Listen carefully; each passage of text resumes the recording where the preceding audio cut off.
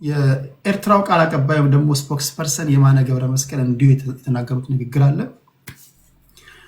ይሄ የውሸት በሚል ሙሉ ምናልባት ያላያችሁ ካላችሁ ጠቅላይ ሚኒስትሩና ያደረጉትን ንግግርና ፓርቲያቸውን እንደተለመደው የሚኮንን ሀገር ውስጥ የተነሳባቸውን ነገር ለማደባበስ እንዲሁም ደግሞ አቴንሽን ዳይቨርት ለማድረግ እንደተለመደው ያልሆነ ነገር የሰጡበት ነው። ከዚህ ቀደም በነበራቸው ንግግር እንዳላጨበጨቡልን ሁሉ እንዳላወደሱልን ሁሉ በሰሜኑ ጦርነት ገብተን ስናገዛቸው ደጀን ሆኑን እንዳላሉ ሁሉ ዛሬ ደግሞ ተቀይሮ እንደዚህ በውሸት ሲዘልፉን ውለዋል የሚል አይነት ይዘት ያለው ንግግር ተናግረዋል።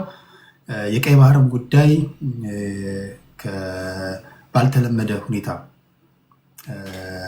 እንደዚሁ ከናሽናል ሴኪሪቲ ጋር አያይዘው ለመናገር የጠቀሱት ከጎላ ተራሮች ከእስራኤል ከጎላ ተራሮች ጋር አዛምዶ የተናገሩት ንግግር ራሱ የሚያስቅ ነው። በፍጹም ከእውነት የራቀ ውሸት ነው ጠቅላይ ሚኒስትሩ ዛሬ በሕዝብ ተወካዮች ምክር ቤት ያደረጉት ንግግር ብለዋል። ይሄ ነው እንግዲህ ከኤርትራውያን በኩል የተሰማው ነገር።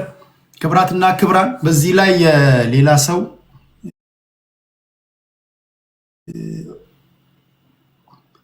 ጽድት ያለ ውይይት ማድረግ እንድንችል እስኪ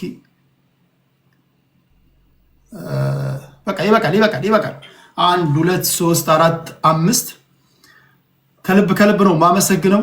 እዚህ ውስጥ በጣም ማከብራችሁ ሰዎች አላችሁ። አያና ወንጋሪ፣ ትግራዋይ እና ቢሮክራሲ ነው ቢሮክራት ዛሬ ነው ስለኝ የመጣችሁት። ካለ ዛሬ አላየኋችሁም። አስማማው በጣም የምወደው ማከብረው ጋዜጠኛ ነው። ብዙዎቻችሁ ታውቁታላችሁ ብዬ አስባለሁ። በሀገር ቤትም እዚህ ከሀገር ቤትም ውጭ በቪኦኤ ላይ የሚሰራ የተከበረ ትልቅ ጋዜጠኛ ነው። እንኳን ደህና መጣ። አዲስ ለመጣችሁ ሰዎች ለትግራይ እና ለቢሮክራት እስኪ ሙሉ ስም ማግኘት እንድችል፣ ቢሮክራሲ በመከባበር የምናወራበት ቤት ነው። በፍጹም ጨዋነት የምናወራበት ቤት ነው። የተለያዩ ሰዎች ያደምጧቸዋል። አጸያፊ ንግግር እኔና የቴዲ ሐዋሳ ቤተሰቦች አጸያፊ ንግግር ስናይ በአፋጣኝ እርምጃ እንወስዳለን እና እንደዚህ እንዳታደርጉ። ያ እዚህ አይፈቀድም። ኢንተራት መደራረግ የለም። ለሁላችሁም በቂ ደቂቃ ይሰጣል። ሌላው አስማማው እንደነገርኳችሁ አስሜን ሁላችሁም ፎሎ አድርጉት። አስማማው በጣም ጎበዝ ጋዜጠኛ ነው። አስማማውን ማቅ የለም አይደል? ቴዲ ይቅደሙኝ። ነዋንጋሪ አስቸኳይ ስልክ መልሼ መመለስ አለብኝ። እሺ ውይይቶችን ያዘጋጃል። የተለያዩ ውይይቶችን በተለይም ደግሞ ኢንተርናሽናል ፖለቲክስ ዙሪያ ላይ እንግዶችን እየጋበዘ ከእናንተም ጋር ውይይት ማድረግ ይጀምራል። ያን እንዳመልጣችሁ ወደ እናንተ ኖቲፊኬሽን መምጣት እንዲችል እዚህ ውስጥ ያላችሁ በሙሉ ፎሎ አድርጉት። ከአያና ይቅደመኝ ብሏል ዋንጋሪ። ወደ ዋንጋሪ እንሄድና የጠቅላይ ሚኒስትሩን ንግግር እንዴት አየኸው? ከዛ ወደ አስማማው፣ ከዛ ወደ ቢሮክራት ከዛ በቃ ይሄ ነው። ዋንጋሪ 8 ደቂቃ አለ። እንዴት አየኸው የጠቅላይ ሚኒስትሩን የዛሬ ውሎ? ሰላም ቴዶ፣ እንዴት ናችሁ? ያና ሁላችሁም። እንግዲህ እኔ የዛሬው ትንታኔ ሁሉም ነገሮች ብስል እያሉ መምጣታቸውን ያሳየው። እንግዲህ የሰሜን ጦርነት ባይዘወይ በዚህ አጋጣሚ የመቶ አለቃ ታደሰ ቴሌ ሳልቫኖን መጽሐፍ አንብበሃል? የደርግ አነሳስና የኤርትራና የትግራይ እንቆቅልሽ ጦርነት የሚል መጽሐፍ ጽፈዋል። አንብበሃል? እሱን መጽሐፍ የማን ነው? የመቶ አለቃ ታደሰ ቴሌ ሳልቫኖ የደርግ አነሳስና የኤርትራና የትግራይ እንቆቅልሽ ጦርነት የሚል መጽሐፍ ላይ ጃንሆይ ሰኔ 16 ቀን 1968 ዓ.ም የተራገሙት እርግማን ላይ ምን ይላል? ሰሜን ጦርነት አይጣሽ ይላል። ሰሜን ጦርነት አይጣሽ፣ ሁሉ ጊዜ እርስ በርስ ተጠራጠሩ፣ አትተማመኑ፣ ተገዳደሉ ይላል እርግማናቸው። የደርግ ወታደሮችም ይሄ መለያችሁ መከበሪያችሁ አይሁን፣ ተዋረዱበት የሚል እርግማን ጽፏል እና የተራገሙ ስለሳቸው እርግማን የጻፉታል። አሁን ያ እርግማን እኔ አንድ ባንድ የደረሰ ይመስለኛል። አሁን ሳስበው በተለይ የሰሜን ጦርነትን ሳስበው አሁንም በኤርትራው ላይ የሆነው ነገር ስንመለከት አሁንም እየሆነ ያለው ነገር ስትመለከት ምንድን ነው የሚለውን ነገር እንደው አጋልጦ ነው። በዚሁ አጋጣሚ የመቶ አለቃ ታደሰን መጽሐፍ እንድታነቡት ልጋብዝና ዛሬ የተናገሩት ዶክተር አብይ የተናገሩት ንግግር የሰሜን ጦርነትን ሁኔታ አብዛኛው የምናውቀው ነው። ለምሳሌ በዛ ጊዜ የትግራይ ጀነራሎች ማነው የኤርትራ ጀነራሎች የኢትዮጵያን ጀነራሎች የመናቅ የማዘዝ ችግሮች እንደነበሩ፣ ግጭቶች እንደተፈጠሩ ዓለም አቀፍ ተቋማቶችም ሲዘግቡት የነበረ እውነታ ነው። መንግስት በስንት ያመጣውን እርቅ ከኤርትራ ጋር የፈጠረውን እርቅ ወደ ጦርነት ላለመግባት ያደርግ የነበረውን ትግል በዲፕሎማቲካሊ የሸፈናቸው ነገሮች በሙሉ በውስጥ ለመጨረስ ትግል ያደረገበትን ነገር በሙሉ እንግዲህ ዛሬ አደባባይ አውጥቶታል። እንደ ዛሬም ኦፕን ሆኖ አላየሁትም። በእርግጥ አብዛኛዎቹን በሚዲያ የሚታወቁ ናቸው። ሁሉም በዚህ ጉዳይ ስለመጣላታቸው በተለይ በትግራይ ህዝብ ላይ ለደረሰው ስለዘረፋው ስለሚነቃቅሉት እንዲያውም አንድ መድረክ ላይ ከኢትዮጵያን ጀነራሎች ጋር ጦር እስከ መማዘዝ ደርሰዋልም ተብሎ ተዘግቦም ነበረ የወቅቱ ዜና መለስ ብለን የምናስበው ከሆነ። ስለዚህ ምንድን ነው አዲስ ነገር? አዲሱ ነገር ፊት ለፊት ሁሉ ነገር ፍርጥርጥ አድርገው ማውራታቸው ነው። የቀይ ባህሩም ጉዳይ አሁን ፊት ለፊት ወጥቷል። እዚህ ጋር በዋነኛነት አሁን በህዝቡ ዘንድ ጠቅላይ ሚኒስትሩ ካደረጓቸው ንግግሮች በሶሻል ሚዲያ በሰፊው መነጋገሪያ የሆነው ጉዳይ ይሄ ነው። አሁን የብልጽግና ደጋፊዎች ወይም ደግሞ የማንም ደጋፊ ያልሆናችሁ ፖለቲከኞች ይሄን በገባችሁና በደረሳችሁበት ልክ ማስረዳት አለባችሁ። ምንድነው እሱ? ከዚህ ቀደም በእርግጥ ጠቅላይ ሚኒስትሩ ተናግረውታል፣ ነካ ለማድረግ ሞክረዋል። ከዚህ ቀደም በነበረው የፓርላማ ውሏችን ስለ ሻዕቢያ መወደስ ያቀርቡ ነበር። እንደውም አንዳንድ ሰዎች የሻዕቢያ ወታደሮች ዘልቀው ገብተው ጥቃት ፈጽመዋል፣ ውድመት አስከትለዋል ምናምን እያሉ በሚናገሩበት ሰዓት፣ ውሸት ነው እያሉ በሚናገሩበት ሰዓት ብዙ አይነት ማስተባበያ እየተሰጠ እንዳልነበረ ሁሉ ዛሬ ደግሞ ተመሳሳይ እኛ የምንለውን ነገር ደግሞ ተናግረዋል ጠቅላይ ሚኒስትሩ። ከሻዕቢያ ጋር የተጣላ ነው የትግራይ ወገኖቻችን ላይ ባደረሱት በደልና በፈጸሙት ውድመትና ዝርፊያ ነው ምናምን ብለዋል። እና የማነ ገብረ መስቀልም ይሄንን ያሉትና እነዚህ ሁለቱ ነገሮችን እንዴት ነው የምታስታርቁት? እስኪ ንገረኝ ዋንጋል። እንግዲህ ነገሮችን የምትረዳው በአውዱ ነው። ነገሮች የሚነገርባቸው አውዶቹን ካልተረዳናቸው በጣም አስቸጋሪ ነው የሚሆነው።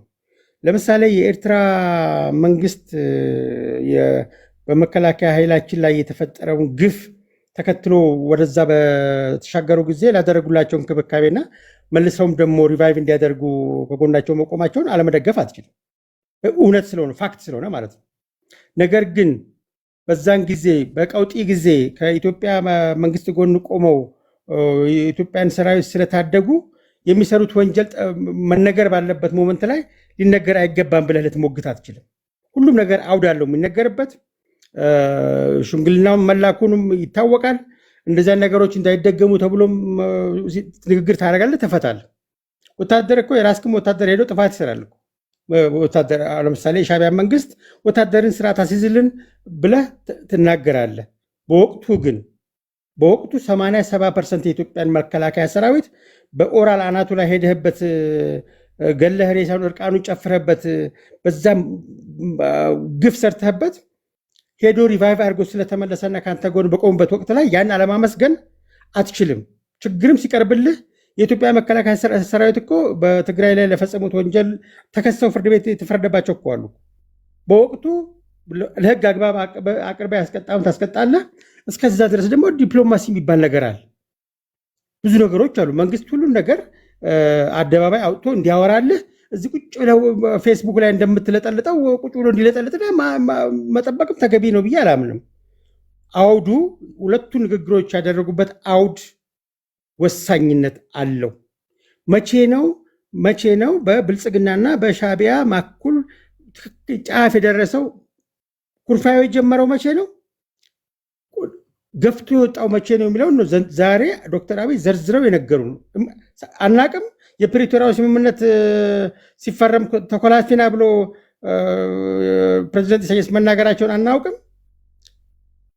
ህወሓትን ካልጨረስኩ የሚለው ነገር አይሆንም፣ በእርቅን ጨርስ እንታገል የሚለው ነገር እውነት አልነበረም። ይሄ እኮ በዛን ጊዜም ራሱ በዶክተር አብይና በእኛ ሰራዊትና በኤርትራ ሰራዊት መካከል ላይ በትግራይ ለሚነቃቀሉ ፋብሪካዎች ግጭት እንደተነሳ በሚዲያ አልተዘገበም? የሂውማን ራይትስ ምናምን ተቋም አልዘገበም? ይሄን ነገር አውጥቼው አሳያለሁ። ስላልተዘጋጀሁበት ይዤው አልመጣሁም እንጂ አንድ የዓለም አቀፍ ተቋማት ይሄ ግጭት መፈጠሩን ዘግበው ነበር በወቅቱ። አዎ ግጭት ተፈጥሯል ብለህ እዚህ ጋ ከኤርትራም ጋር ተዋግተህ እዚህ ጋ የራስ ወገን እየወጋ እዛ ጋ ያለውን የፖለቲካ ጡዘት አሁን በተግባር እያየነው ነው እንዴት እንደሚገለበበት። እና መንግስት የሚናገረውን ነገር አውድ አለው። እንደ አውዱ እንደ አስፈላጊነቱ ትናገራለህ። ዛሬም በአውዱ መሰረት ነው አይቻለው። አንዳንድ ሚዲያዎችም ይኸውና የቱ ጋር እናገኝ በዚህ ጊዜ እንደዚህ ብላል በዚህ ጊዜ አዎ ትላለህ። የምትሰራውን በጓራ ትሰራለህ። የአንተ መከላከያዎች የሚያጥፋ መከላከያ እንዲህ ብሎ አታወራም። የሻዕቢያን መንግስት መከላከያውን የሚቆጣጠርበት ስርዓት አለው፣ ወታደሩን የሚያዝበት ስርዓት አለው። እንደ መንግስት ሃይ ሌቭል ታወራለህ። ያንን እንደ አውዱ ያወራውና እንደ አውዱ ያስረዳበትን ዶክተር አብይ አሁን እንደ አንዳንዱ እንደ የኢንቴግሪቲም ጉዳይ አድርገው የሚያቀርቡ ራሳቸውን ትልቅ ተንታኝ አድርገው የሚያቀርቡ የፌስቡክ አርበኞች የቲክቶክ አርበኞችንም ገጥሞኛል። ይሄ ትክክል አይደለም። ሁሉም አውድ አለው። በርቅ ይፈለጋል። ግልጽ ነው። ፕሪቶሪያ ሲፈረም ነው የፋኖም ኃይል የሻዕቢያም ኃይል ያኮረፈው። ከዛ በፊት የኤርትራ ኃይል ባደረገው መጋጨታቸው የዓለም አቀፍ ተቋማት ዘግበውታል። መንግስት ኦፊሻሊ አላምን ስላለና ወቅቱን ጠብቆ ወቅቱ ላይ ነገሩን አቅርቦታል። ይሄ የመንግስት አካሄድ ነው። የበለጠ ብልጽግናዎች የበለጠ ሊያስረዱት ይችላሉ። ግን እኔ እንደ አንድ ኢትዮጵያዊ መንግስትን ምክንያቱም መንግስት የሚሰራውን ስራ ስደግፍም ኮንስትራክቲቭ ሆኜ ነው፣ ሲሳሳትም በዚህ ተሳስታል ብዬ የምናገር ሰው ነኝ። ሳቀኛለህ አንተ በአንተ መድረክ ላይ ስህተቶች ሲሸፍን አታገኘኝም። አውዶችን ግን እንደ አውዱ ነው መረዳት ያለብን እንጂ ለራሳቸው የሚኒስትሩን ንግግር ለራሳቸው የፖለቲካ ጥቅም እንዲያዋጣ አድርገው ዝም ብሎ አብይ ብሎ 8 ዓመት ሙሉ ሲወሸክቱ የነበሩ የቲክቶክ ምሁር ነኝ ባይ ዝም ብለህ አገር እንደዚህ አይተነተንም፣ አገር እንደዚህ አይመራም። ሁሉም አውድ አለው፣ ዘይቤ አለው፣ ስርዓት አለው። ሁሉም የምትናገርበት የማትናገርበት አለ። ሁሉ ነገር አውጥታ አደባባይ አታወራም። ከማታወራው የማታወራው ይበልጣል። ውጤቱ ነገንም ታሳቢ አድርገህ ስለምሰራ ማለት ነው። ስለዚህ ትልቅ መንግስታዊ ኃላፊነትን የተቀበለ ሰው በዚህ ሌቭልም ትችት ማቅረቡ ተገቢ ነው ብዬም አላምንም። የኢትዮጵያ ናሽናል ኢንተረስት ጎን በመቆሙም ጭምር ነው እና የሁላ ወቀሳ የሚደርስበት እንደዚያን ነገሮችን አስተያየት ስንሰጥ በትክክል ነገሮችን ከግንዛቤ ብናስገባ የሚለው መልእክት ነው ማሳለፍ ፈለገው። ቴንኪው ድሉ ስለሰጠኝ። ቴንኪው ዋንጋሪያችን። ክብራትና ክብራን አስማማው አየነ ነው ኢቲቪ ካፈራቸው ምርጥ ጋዜጠኞች መካከል አንዱ ወንድማችን እሱ ነው። ቪኦኤ የሚሰራ ጋዜጠኛ ነው። ቪኦኤ ላይ የሚሰራ ጋዜጠኛ ሁላችሁም ታውቁታላችሁ። አስማማው አየነውን እዚህ ቲክቶክ ላይ ስለ ጂኦፖለቲክስ ሰፊ መድረክ ማዘጋጀት ይፈልጋል። የሚያደርጋቸውን የተለያዩ ሳቢዎችን ማስተናገድ ይፈልጋል። አሁን ጋዜጠኞች እየመጡ ነው፣ እውቀት ያላቸው በጣም ስነምግባር ያላቸው የምትወዷቸው። ቤቱን ከፍቶ ፖለቲከኞችን በሚያወያይ ሰዓት ቶሎ ወደ እናንተ ኖቲፊኬሽን መምጣት እንዲችል ፎሎ አድርጉት ሁላችሁም። እንኳን ደህና መጣ። 8 ደቂቃ አለ ወንድሜ። ከዛ በፊት ግን የምትለው ነገር ካለ በልና ወደ ሀሳቡ ትሄዳለህ። አስሜ እሺ ቴዲ፣ በመጀመሪያ በጣም አመሰግናለሁኝ። በጣም ትልቅ ክብር አለኝ ለዚህ ውይይት። በዚህ ውስጥ ለምትሳተፉ ሀሳብ ለምትሰጡት ብቻ ሳይሆን በዚህ ውይይት ውስጥ ሀሳብ ለማግኘት የምትመጡት ለእናንተ ራሱ በጣም ትልቅ ክብር አለኝ። ሀሳብን የበላይ የማድረግ ያክል ትልቅ ነገር የለም በእውነቱ። በተለይ እንደኛ ሀገር ላለው ለእያንዳንዱ ችግራችን መፍትሄ ኃይልን እንደ መፍትሄ የምንወስድ ትንሽ ልምድ ያለን ማህበረሰብ ውስጥ የኔ ትውልድ ሀሳብ እና በሀሳብ ላይ ለማውራት ሲመጣ ስመለከት በጣም ደስ ይለኛል። አንተም አመስገን እፈልጋለሁ። ምክንያቱም ሁላችንም አንተም ጋዜጠኛ ነኝ፣ ጋዜጠኛ ነኝ፣ እረዳዋለሁ ጉዳዩን ሰዎች ሀሳብ እንዲያካፍሉ የማድረግን ጥቅም ስለምትረዳው ነው የምታደርገው ብዬ አስባለሁኝ። ስለዚህ እሱም ማመስገን እፈልጋለሁ። ድሎም ስለሰጠኝ በጣም አመሰግናለሁ። እውነት ለመናገር እኔ ዛሬ መግባት የፈለግኩት የመጀመሪያ ይመስለኛል ቲክቶክ ላይ እንደዚህ ሀሳብ ሰጥ መግባት የፈለግኩት ቅድም አንተ ያነሳውን እኔም ልክ አንተ እያደረክ ያለውን ነገር በሌላው አውድ ደግሞ በተለይ በጂኦፖለቲክስ ውስጥ ብዙም እየታየ ባልሆነው በምስራቅ አፍሪካ ውስጥ እየተለዋወጠ ያለው የጂኦፖለቲካ ሁኔታ ለኢትዮጵያ ብዙ የሚያስጨንቀን አገር ውስጥ ጉዳዮች አሉ። በእርግጥ እነሱ የእኛን ትኩረት ይስባሉ። ነገር ግን ነገ ሌላ መዘዝ ይዞ የሚመጣ የምስራቅ አፍሪካ የጂኦፖለቲካ መለዋወጥ በጣም በእጅጉ እየበረታ መጥቷል። እሱ ላይ እንደዚህ ሁሉ ሀሳብ ግንዛቤ እንዲኖር የሚያስችል ውይይት ለማድረግ ነው እንግዲህ ቲክቶክን ከፍቼ የመጣው። ቲክቶክ በነገራችን ላይ ከከፈትኩኝ 1 ወር አይሞላኝም። በአርብ ምሽት በኢትዮጵያ ሰዓት አቆጣጠር 3 ሰዓት ከ30 ላይ እንግዶች እየጋበዝኩኝ ውይይት እናደርጋለን። የጂኦፖለቲካ ጉዳዩ ያው ዞሮ ዞሮ የሀገሪቱ የውስጥ ችግር ከተፈታ ሌላ ደግሞ የሚሆንብን ጉዳያችን ትኩረት የሚሆን ያኛው መሆኑ ስለማይቀር እሱ ላይ ፍላጎት ያላችሁ አርብ ምሽት 3 ተኩል በኢትዮጵያ ሰዓት አቆጣጠር እንድትሳተፉ ለመጋበዝ ነው አንድ የመጣሁት። ነገር ግን ከገባው ላይ ቀር አንድ ሀሳብ ሰጥቼ ልለፍ። በነገራችን ላይ እኔ ማንም ደጋፊ አይደለሁም። የማንንም የፖለቲካ ሀሳብ ለማራመድ ፍላጎትም የለኝም። እኔ ጋዜጠኛ ነኝ። የተለያዩ ልክ ቴዲ እንደሚታደርገው የተለያዩ ሀሳቦች እንዲንሸራሸሩና እንዲሁ ተቀባይነት ያገኘውን ሀሳብ እንድንቀበለው ማንቀበለውን ሀሳብ ደግሞ በልዩነት ውስጥ ነን እንዲሁ ተስማምተን የምንሄድበት አይነት አውድ እንዲፈጠር ከሚሰሩት መካከል ነኝ። ስለዚህ በእኔ ሀሳብ ውስጥ ምንም አይነት የድጋፍም ሆነ የተቃውሞ አጀንዳ የለኝ የሚለውን ነው እና ማንሳት የፈለኩት አንድ ሀሳብ ብቻ ነው። ይህን ሀሳብ ሰጥቼ ከውይይቱ ላይ ታች ወርጃ አዳምጣለሁኝ። ማንሳት የፈለኩት ቀይ ባህርን በተመለከተ ነው። ቀይ ባህርን በተመለከተ ጠቅላይ ሚኒስትሩ ዛሬ በንግግራቸው ላይ አንስተውታል። በነገራችን ላይ ዛሬ ብቻ ሳይሆን ያለፉት 2 ዓመታትም 3 ዓመት አካባቢ 2 ዓመት ከምናምን አካባቢ የቀይ ባህር ጉዳይ ትልቁ የፓርላማዎቹ ውሎ አንዱ ጥያቄ አካል የእርሳቸውም የምላሽ አካል ይመስለኛል። ቀይ ባህርን በተመለከተ የምንረዳበት መንገድ እኔ በጣም የኢትዮጵያ የብሔራዊ ደህንነት ስጋት ዋና ምንጮች ከሆኑት መካከል አንደኛው የባህር በር አልባነት ጉዳይ መሆኑን ሁላችንም እንረዳዋለን ብዬ አስባለሁ። አንድ ሁነት በጣም የሚገርመኝ ሁነት አለ እኔ የማስታውሰው ቢሮክራሲ ሚዩት አድርግ።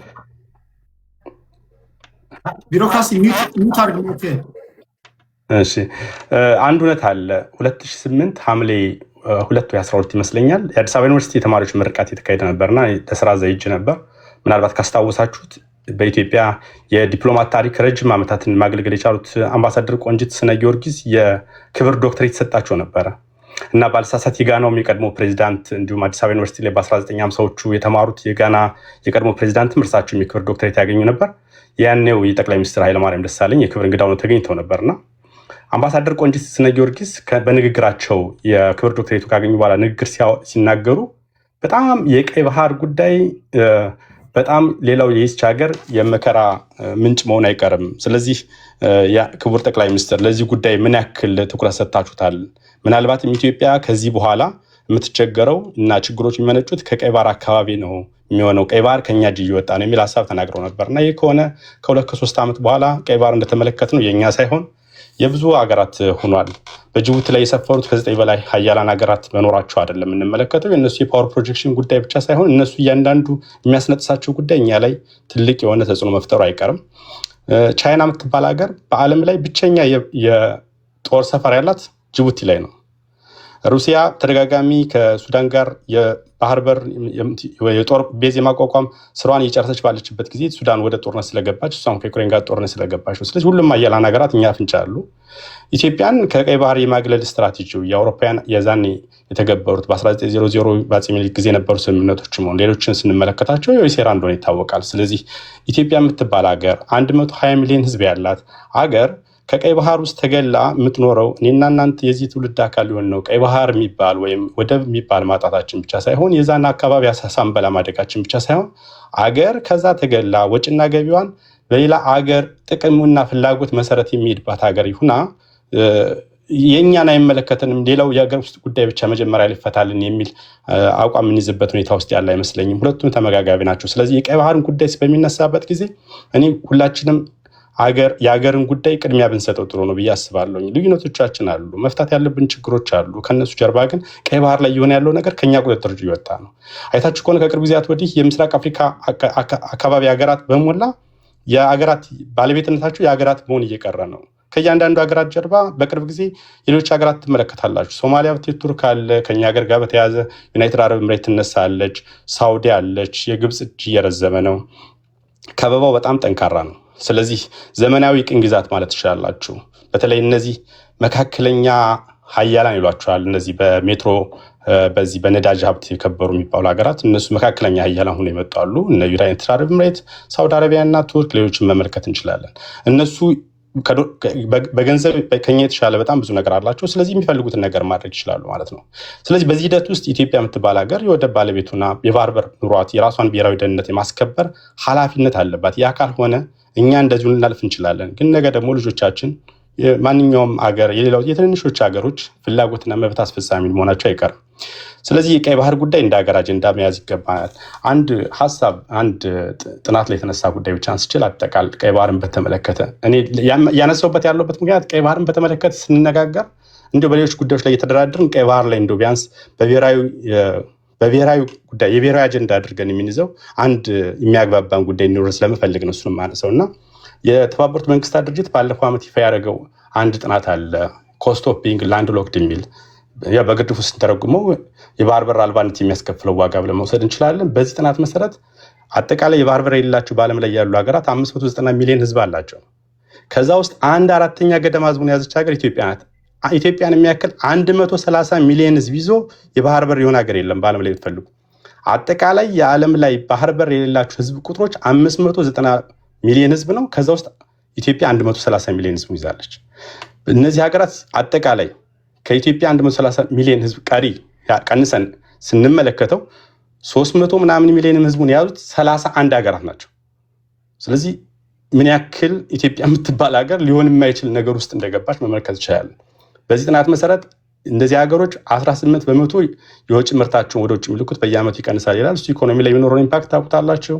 ከዛ ደግሞ እያንዳንዱ ወደ ውጭ የሚልኩት ምርት እንኳን በ43% ኪሳራ ይደርስባቸዋል። ሁሌም ሩቅ ስለሚሆን የሌላ ሀገር ወደብ ስለሚጠቀሙ ይሄ ዝም ብሎ በግርድፉ ብዙ ጊዜ ጅቡቲ ወደብ ስለሚጠቀም በኢኮኖሚ ስለሚነሳ ነው። ከጤና ጋር ብናያይዘው በጣም ብዙ ዋጋ የሚያስከፍላል። የእናቶች ሞት ጋር ጭምር የሚያያዝበታል እና ምን ያህሉ አንቶኒዮ ጉተሬስ ቅርብ ጊዜ ተካሂዶ ነበር ተመሳሳይ ወደብ አልባ ሀገራትን በተመለከተ ጉባኤና እርሳቸው እባካችሁ ለወደብ አልባ ሀገራት ሁላችንም ልናስብ ይገባል፣ መፍትሄውን ቶሎ እናመጣላችሁ ይገባል የሚል ልመና ያለበት ኮንፈረንስ ላይ ንግግር አድርገው ነበርና እሱ ማለት በቃ ዓለም ያውቀዋል። ስለዚህ የባህር በር ጉዳይን የማግኘት ጉዳይ የሀገር የህልውና ጉዳይ ነው።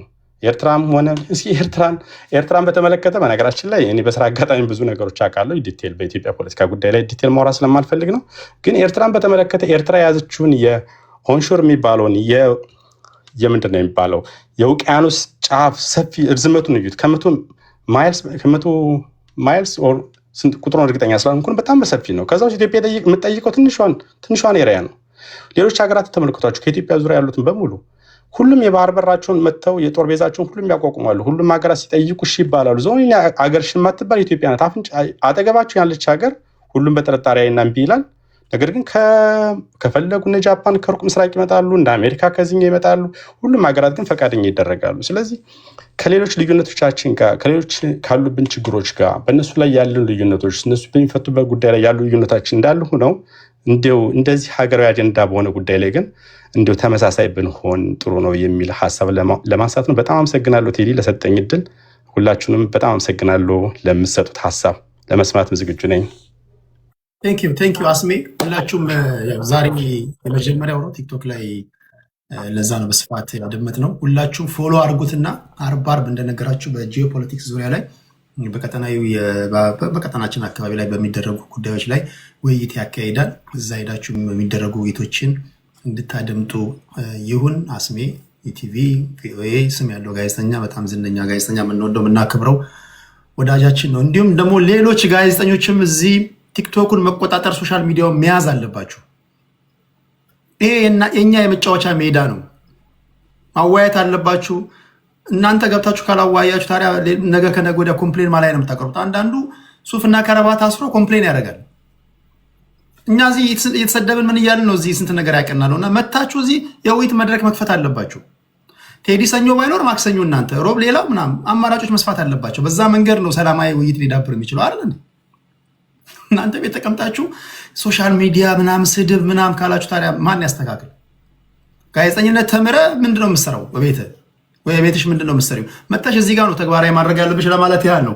ኦኬ ክብራትና ክብራን፣ ይሄን ካልኩኝ በኋላ ሁለት ጸጉረ ልውጦች ወይም ደግሞ ሶስት አይነት ጸጉረ ልውጥ ማለት እንግዶች ማለት ነው። ጥቁር ጉንዳን ይባላል እና መጥተዋል። አሰላለፋቸውን እንጠይቅና ወደ ሌሎቻችሁ ይሄዳል። ወደ 8 ደቂቃ ነው መሰጣችሁ። ኤሪ ከኤርትራ ወይስ ከየት ነው? ከኤርትራ ነኝ እኔ። ቴዲ ሾው እንዴት ነህ? አለሁ ለእግዚአብሔር ይመስገን። ድምፅህ ያስታውቃል በጨዋነት የምታወራ ሰው እንደሆንክ። ጆን በፍጹም በጨዋነት አወራ እንዴ? ደቡብን ህዝብ የማይሰደብ ስድብ ቅርብ ጊዜ የሰደበ ሰው ነው። እሱን አይተህ መፍረድ አይሻልም? አስነዋሪ ሰው ነው። ትሰማዋለህ። እዚህማ ተላለቅና እዚህ ሌላ ቦታ ኦኬ፣ እዚህ ግን ተጫረስና። እሺ ጆን ጤና ይስጥልኝ። አብሮ ይስጥልን ቴዲ። እሺ ቲፒኤልኤፍ ሻዕቢያ ብልጽግና አስተላለፈ ለማወቅ ያለው ቲፒኤልኤፍ እሺ ቢሮክራሲ አለ። ኦኬ ቢሮክራሲን እንሰማዋለን። አዳዲስ ለመጣችሁ ሰዎች ለመግባትም ሪኩዌስት እየላካችሁ ላላችሁ ሰዎች በብዙ ነገር እኔ ትዕግስተኛ ልጅ ነኝ። ጋጠ ወጥነት ግን አልታገስም። አይገርም፣ ፎቢያ አለብኝ፣ እታመማለሁ። በተለይ እዚህ እኔን አክብረው የሚመጡ ሰዎች አሉ፣ ፖለቲከኞች አሉ። ከምንም ነገር በላይ ደግሞ አድማጭ ተመልካቾቻችን አሉ። ፖለቲካ ለመስማት ይመጣሉ። በፍጹም ጨዋነት የምናወራበት ነው። አዳዲስ ለመጣችሁ ሰዎች፣ ሪኩዌስት ለምትልኩ ሰዎች አጸያፊ ንግግር ዚሮ ቶለራንስ። ማናችሁም እንድትሰደቡ እንድትዘለፉ አልፈልግም። ከኔ ጆሮ ያመለጠ ስድብ እንኳን ካለ ማስቆም ትችላላችሁ። አንሚት አድርጋችሁ የቴዲ አጸያፊ ንግግር ነው አስቆምልን ማለት ትችላላችሁ። ከዛ ውጪ የቴዲ ጓደኛ ነን ምናምን የአጎቴም ልጅ ብትመጣ እዚህ ጋር በቃ እለወጥብሃለሁ። እና በተለይ ለስነ ምግባርና ለጨዋነት ሰፊ ቦታ እንሰጣለን። አብረን ይሄን በጋራ የገነባነው ፕላትፎርም ነው። እንዳይደፈርስብን ሁላችንም የራሳችንን ጥረት ማድረግ አለብን። አብረን ለነበራችሁ እስከዛሬ ድረስ አብራችሁ ለነበራችሁ በሙሉ ልባዊ ምስጋናዬን አቀርባለሁ። ቴንኪው እና ያና እና አዲስ ታይምስ ሁላችሁንም እዚህ ውስጥ አብረው ከነበሩ መካከል እነ ዋንጋሪ አሁን በቅርብ ጊዜ ከኛ ጋር ጆይን ያደረጉ በህዝብ ዘንድ ከፍተኛ ተቀባይነትና እውቅናን እያገኘ ያለ ወንድማችን ነው። ሁላችሁንም ከልብ አመሰግናለሁ። ታፕ አድርጉ፣ ኮፒ ሊንክ ሼር አድርጉ። ሰላማዊ ውይይት ይዳብራል፣ ይሰለጥናል፣ ጋጥ ወጥነት ይዘግጣል። እንደዛ ነው መፈክራችን። ከዋንጋሪ ቀጥለው ወደ ኢያሱ እንሄዳለን። ኢያሱ የዛሬውን የጠቅላይ ሚኒስትር አብይ አህመድ ቅድም መለስ ዜናዊ ብያለሁ፣ በስተት ነው። የጠቅላይ ሚኒስትር አብይ አህመድን የዛሬው ውሎ እንዴት አየኸው?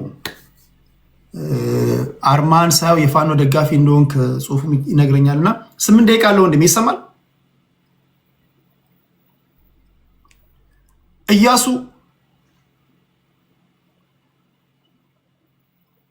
ኢያሱ የምንልህ ከዚህ ቤት ነው። ይሰማል? አንድ የመጨረሻ እድል እንሰጣለን ጊዜ ስለሌለን። እሺ ፖለቲከኞች ተሻምተው ነው እድል መጠቀም ያለባቸው። ከዛ ወደታች እናወርዳለን። ምክንያቱም የእኛ ስራ አይደለም ለምኑ አውሩ ማለት። ቶሎ ሰዓቱ ሳይሄድባችሁ ማውራት ያለባችሁ እናንተ ናቸው። እሺ ሚኒሊክ ፋኖ አለ ወንድሜ አለው። እሺ ሚኒሊካችን 8 ደቂቃ አለ። ምን ታዘብክ? እንዴት አየው? ኦኬ አመሰግናለሁ። I was actually reviewing አንዳንድ ስፒቹን ደግሜ እየሰማሁት ነበረ።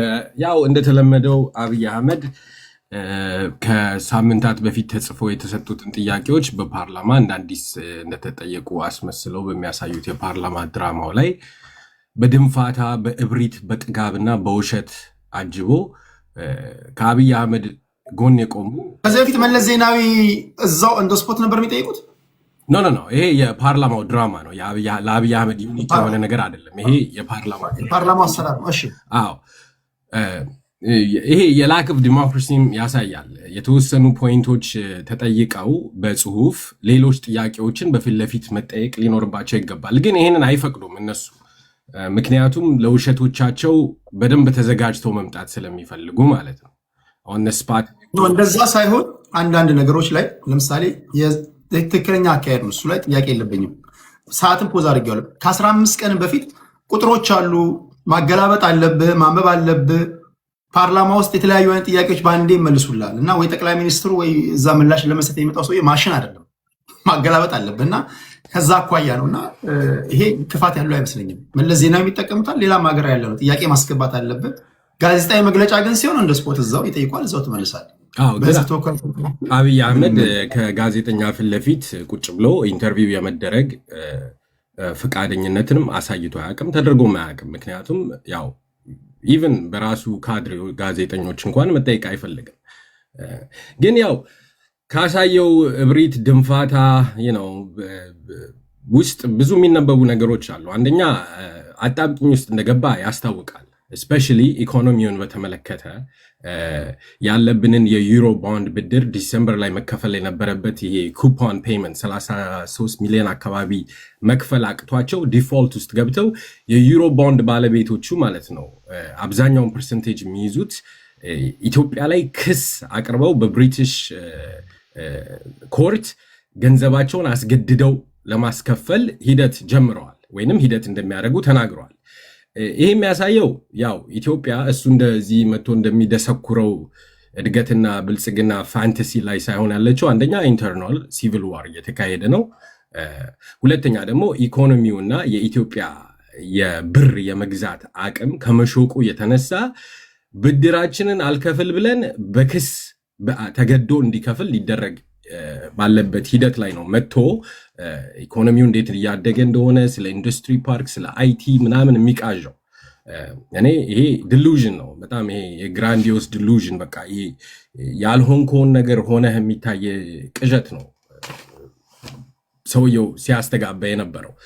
ሁለተኛው ደግሞ የከሃዲነቱን ጫፍ ሌሎችን በመወንጀል የሱን ከሃዲነት ለመሸፋፈን ሲሞክር ታይቷል። ለምሳሌ ከኢሳያስ አፈወርቂ ጋር ያደረገው ስምምነት ኖቤል የተሸለመበትን ፕሮሰስ እንዴት አድርጎ እንዳፈረሰው ብናይ ቤሲክሊ በጣም የተዳከመና ወደ ክልሉ የሚፈረጥጥን ህወሓት ፕሪቶሪያ ሄዶ መጥፋት ያለበት ድርጅት እንዳይጠፋ ምክንያቱም ከአማራ ጋር በወልቃይት የተነሳ ያችን ካርድ ለመያዝ ሲል ህወሓት ሰርቫይቭ እንዲያደርግ ኢንሹር የሚያደርግ ኔጎሽዬሽን አድርጎ ቤሲክሊ ኢሳያስ ላይ ክህደት አካሂዷል። ሁለተኛ ደግሞ የከሃዲነቱን ጫፍ የሚያሳየው ምንድነው? ቅድም አንድ ወንድማችን በሰዓቱ መናገር መሸፋፈን ያለበት ነገር ይሸፋፈናል፣ ከዛ ጊዜው ሲሆን ትናገራለህ አለ። ይሄ ምንም አይነት የፖለቲካ ሂደት የለም እንደዛ የሚል ምንም አይነት ሲስተም የለም እንደዛ የሚል። የሌላ ኢንዲፔንደንት የሆነ ሀገር ወታደሮች ኢትዮጵያ ውስጥ ገብተው ወንጀልን ሲሰሩ አልተሰራም ውሸት ነው እያሉን የነበሩት የብልጽግና ሰዎች ዛሬ መጥተው ከኤርትራ ጋር የተጣላ ነው በወደብ ጥያቄ ማንሳታችን ሳይሆን የትግራይ ህዝብ ላይ በደረሰው ጥፋት ነው ብለው ሊፎግሩን ይሞክራሉ። ይሄ እነጌታቸውን ለማስደሰት ይሁን ወይ በቃ ላይ የኢትዮጵያን ህዝብ ንቀት ይሁን ምን ይሁን አላውቅም። ቁጭ ብለው ግን የሻዕቢያ ሰራዊቶች የኢትዮጵያ መሬት ላይ አልገቡም ብለው በተደጋጋሚ ሲጠየቁበት ሲክዱን የነበሩት ሰዎች ናቸው። ይሄ ያው የከሃዲነቱን ጫፍ ያሳያል። ሌላ የከሃዲነቱን ጫፍ የሚያሳየው ምንድነው? the same thing ይሄ ሪፎርሙ ሲመጣ የአማራ የሚባሉት ኃይሎች አብይ አህመድ ወደ ስልጣን እንዲመጣ ድጋፍ ያደረጉለት ሰዎች በግለሰብ ደረጃ አማራ ብቻ ሳይሆኑ ኦሮሞዎቹም የት እንዳሉ ማየት ይቻላል። ይሄ ቲም ገዱ ምናምን ቲም whatever ሲባል የነበሩትን ሰዎች እንዴት አድርጎ ድራሻቸውን እንዳጠፋቸው አይተናል። እንዴት አድርጎ እንደ ካዳቸው ለሱ ስልጣን ሲል የማያደርገው የማይሰራው የማይፈጽመው ክህደትና ወንጀል እንደሌለ በተደጋጋሚ ባገኘው መድረክ ሁሉ ያረጋግጣል፣ በተግባሩም ያረጋግጣል። ሌላኛው ክህደቱ ደግሞ ያው የሶማሌላንድን በሜሞራንደም ኦፍ አንደርስታንዲንግ ፈርመናል፣ ኢትዮጵያ የወደብ ባለቤት ሆናለች ብሎ የውሸት የካርቶን መርከብ አሰርቶ ሰላማዊ ሰልፍ ሲያስጨፍራቸው የነበራቸው ሰዎችም እዚህ ውስጥ አሉ። ኢትዮጵያ የወደብ ባለቤት ሆነች ብለው ሲጨፍሩ የነበሩ ሰዎች የሶማሌላንድንም ክዷል።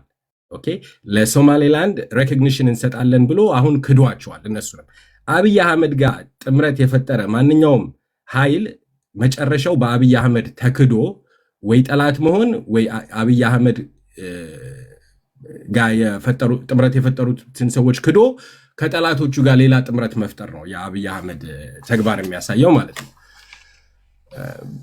ዞሮ ዞሮ ምንም አዲስ ነገር ማለት ላይክ በፐርሰንቴጅ ደረጃ ይሄ እዚህ ሀገር እንደሚደረገው 4 ፒኖኪዮ 5 ፒኖኪዮ ምናምን በጣም አንድ ፖለቲከኛ ብዙ ውሸት ሲያወራ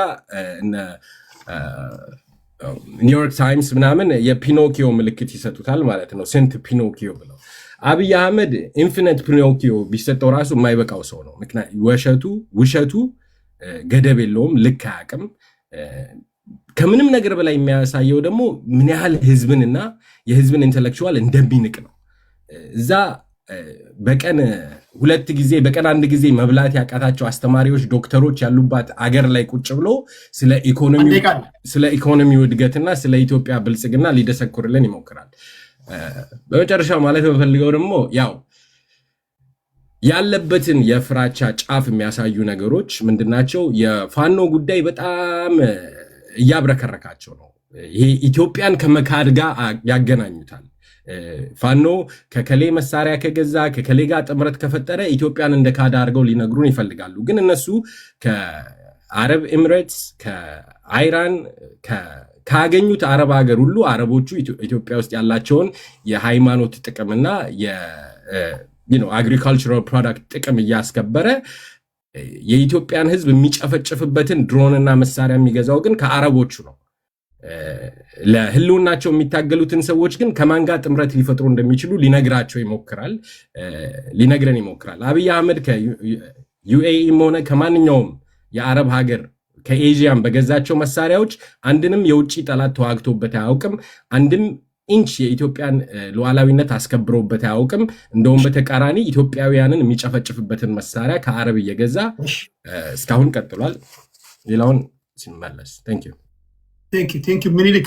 እዚህ ላላችሁ በሙሉ እዚህም ላላችሁ በሁሉም ፕላትፎርም ላይ ለምታደምጡ ይህን ውይይት ቴዲ ሐዋሳ የቴሌግራም ቻናል ላይ ስልኮቻችሁን አውጡና እንደባለፈው በጠይቅ አስቀምጬላችኋለሁ። በዛውም ቤተሰብ ሁኑ። ቤተሰብ ያልሆናችሁ ላይቭ ስንገባና የዕለቱን የመወያ አጀንዳዎች መጽፍበት ሀገራችን እንደሰነበተች የሚለውን እና ልዩ ልዩ መረጃዎች የምናሰፍርበት ነው። የኔም መገኛ እዛ ነው። በቴሌግራም ላይ አንድ ያስቀምጥኩላችሁ ጥያቄ አለ። እስካሁን 3 ሰዎች መልሷል ገና ከመጻፌ። ጥያቄው በአጭሩ እንዲህ ነው የሚለው የዛሬውን የጠቅላይ ሚኒስትር አብይ አህመድ የፓርላማ ንግግር እንዴት አያችሁት? መጨረሻ ላይ ከእነሱን ካሰናበትኩኝ በኋላ የጻፋችሁልኝን ኮመንት አንድ በአንድ ስማችሁን እየጠራውኝ የማነብ ይሆናል። ለእኔም ግብዓት ለአድማጭ ተመልካቾችም ግብዓት እንዲሆን በእውቀት የተሞላ ኮመንቶቻችሁን አስቀምጡልኝ፣ አነባለሁ ለማለት ያህል ነው። ቴንክ ዩ። ከምኒልክ ቀጥሎ ወደ አያና እንሄዳለን። አያና። እሺ ቴዲ እንዴት ነህ? ደህና ነህ? ሶሪ ዞር ብዬ መመለስ ነበረብኝ።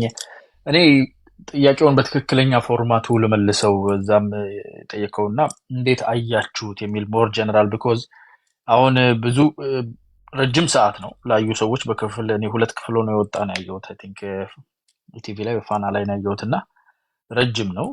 እዛ ውስጥ የተጠቀሱ የተነሱ ነገሮች ሀገር ላይ ያሉ ወሳኝ የሚባሉ ነገሮችን ይከቨር ያደርጋሉ። ከኢኮኖሚ፣ ከትምህርት፣ ከውጭ ጉዳይ፣ ከሰላም፣ ከብዙ ነገር አንፃር ያንን ሁሉ ውስጥ ገብቼ መበርበሩ ብዙ አይታየኝም። እዚህ ላይ የሚናገሩ ሰዎች የሚነኳቸውን ነገሮች እዛ ጋር ኤቪደንስ እንዲቀርብም ነው ቅድም አንተ እንዳልከው ጊዜ የተሰጠው ይዞ የቀረባቸው ኤቪደንሶች አሉ። ስለ ኢኮኖሚ ሲያወራ ቁጥር እየጠራ ነበር የሚያወራው። ከዚህ ፐርሰንት እዚህ ፐርሰንት እዚህ ቁጥር በጣም አስፈላጊ ስለሆነ ማለት ነው። ቢኮዝ ትያዝበታለህ ቁጥር ደፍረህ ቁጥር በፓርላማ ላይ ቁጭ ብለህ ስጠራ ያለ ነገር አለ ማለት ነው። ታንጀብል ድርጅቶች እየጠራ አይኤምኤፍ፣ ወርልድ ባንክ እያለ ሲጠራልህ ዝም ብሎ በደመና ላይ እንጋልባለን እንደሚለው ወንድማችን ማነው ስሙ እንደዛ አይነት ደመና የመጋለብ ቅዠት ሳይሆን ታንጀብል የሆነ መሬት የያዘ ነገር ነው ማለት ነው። ስለዚህ እዛ ላይ ቅሬታ ካለ ግዴታ መቀበል አለብን አይደል ነው። አይ አንስማማ፣ ይሄ እንደዚህ ነው፣ ይሄ እንዴት መሬት አልወረደም ካለ እዛ ላይ ተመስርተን እኛም የራሳችን ቁጥር አቅርበን ብንወያይ ጥሩ ነው። ብሶቱ ይገባኛል፣ በጣም ብሶት አለ። እኔም እውነት ለመናገር ይሄን ሰውዬ ካሁናውን ጣልኩት፣ ካሁናውን እንደዚህ ሆነ ምናም ብዬ 8 ዓመት ሙሉ የተንከራተትኩ 7 ዓመት ወይ 3 ዓመት የተንከራተትኩ በሆን ዛሬ ያየሁት ነገር ይረብሽኛል። እንደዛ ቢሆን እኔም እረብሻለሁ። because not only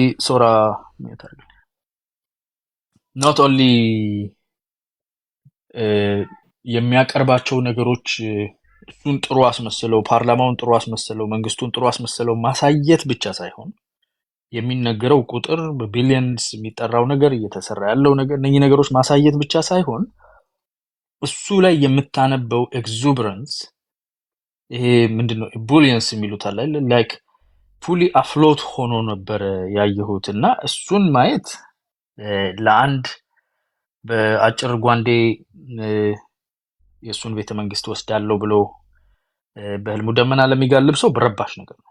ይሄ በጣም ያውካል። የታወቁ ሰዎች እናያለን። ዘንቦ ከነደመናው እንዳይፈጠፈጡ መፍራት ነው እንጂ ይሄ እኔም ባይ ይረበሻል። ሶ እንደዛ አይነት ኮንፊደንስ የሚታይበት ሙሉ የሆነ ነገር የወፍ ጫጫታ ናቸው ያለው ነገር እኔ እንደውም ቅር አለኝ። ትንሽ ገፍቶ ሄዶባቸዋል ብዬ የማስበው በክረምት በመብረቅ ሳንደነግጥ አርሰን ጠዋት ከመስከረም ላይ የእናንተ chirping of the birds ይለዋል የነሱን መሬት አንቀጥቃጭ ነው ብሎ የሚያስቡትን ነገር ቸርፕ ነው የምታደርጉት ጪው ጪው ጪው ትላላችሁና እንደ ሙዚቃ አዳምጠናችሁ ተመስገን ጌታዬ ነጋ ሌሊቱ ጸደይ ብለን እንደዛ እንዳንል ካላሰብን በስተቀር በፍጹም ኮንሲደር ሊደረግ የሚችላል። እኔም ብዙ ጊዜ ሚዲያ ላይ የምናገረው ነገር ነው። በፊት ኖዋር ከሚለውም ነገር ጋር አሁንም የምናገረው ይሄንን ነው። ሊያደርግ የሚችለው እዚህም እዛም ጦር መሳሪያ ይዤ የሚለው በቂጣ በአምባሻ በዳቦም ሆነ በማንኛውም የጭፖትሌ ወይም ደግሞ እንደዚህ አይነት ነገር በፒታ ሌቭል ያለ የስንዴ ምርት ሊጎዳ የሚችለው ሊያጠፋ ሊቀየር የሚችለው የማህበረሰብን ኑሮ ማዛባት ነው። ባለበት ኦሮሚያ ውስጥ ያለውም አማራ ክልል ላይ ያለውም ትግራይ ውስጥ የትም ያለ እዛው ያለበትን አካባቢ ስሙን ጠርቶ ምሎ ተገዝቶ ያንተነኝ ያለውን ህዝብ ማደህየት፣ ከአካል ማጉደል፣ መግደል፣ መድፈር፣ ማሰቃየት፣ ማህይም ማድረግ እንዳይማር መከልከል። ይሄን ማድረግ ይችላል። ይሄን እንዳያደርግ መንግስት በተቻለው መጠን ኢንተርፊር ቢያደርግ ፈጣሪም ቢረዳን ህዝብም ቢሞክር ጥሩ ነው። ለዛ እንደማያንሱ እናውቃለን፣ አሳይተዋል። ከዛ የዘለለ ግን ኢምፓክት የላቸውም። ፖለቲካል ኢምፓክታቸው የሆነ የሚያመጡት ነገር እንደሌለ ያውቃሉ። መንግስትም እንደዛ ነው። አሁን እንግዲህ አፋፍመን አጧጡዘን በሚሉት ሰዓት ላይ እንደዚህ ወጥቶ ግልጥ ያለ ነገር ሲናገር ትንሽ ሊከፋቸው ይችላል። ጥሩነቱ ግን አሁን የተከፈተው በር ደግሞ እንደ ድሮ ዝም ብሎ ሳይሆን ጠንካራ የሆኑ ሰዎች እየመጡ እየገቡ ያለውን የክደት መስመር አሁን እዚህ በፋኖ ስም ራሱ መጥተው ውስጣችን የተቀላቀሉ የጎረቤት ሀገር ሰዎች አሉ። የሌላ ሀገር ኢንትረስት ይዘው እኛ መካከል የሚቀመጡ ሰዎች ሊኖሩ ይችላሉ። እንደዛ ልንገምት እንጂ አናውቅምና በምን እንደምንለያቸው እንቸገራለን። ቢኮዝ አንድ ድሽቃ ከሰጠኸው እምዬን ውሰዳት የሚል እንከፍነት የፖለቲካ እንከፍነት እየታየብን ስለሆነ ማለት ነው። እና እሱ ብዙ ፐርሚዬሽን ብዙ አይነት አካል እኛ ውስጥ እንዲሰገሰግ ፈቅዷል። ግን እኔ አንድ መጨረሻ ላይ ላሰምርበት ዛሬ ከሰማሁት ንግግር ከፓርላማው ብሎ የተመቸኝም ደስ ያለኝም ነገር የቤት ቀለምና የምሰሶ ነገር በጣም ወሳኝ እንደሆነ እረዳለሁ።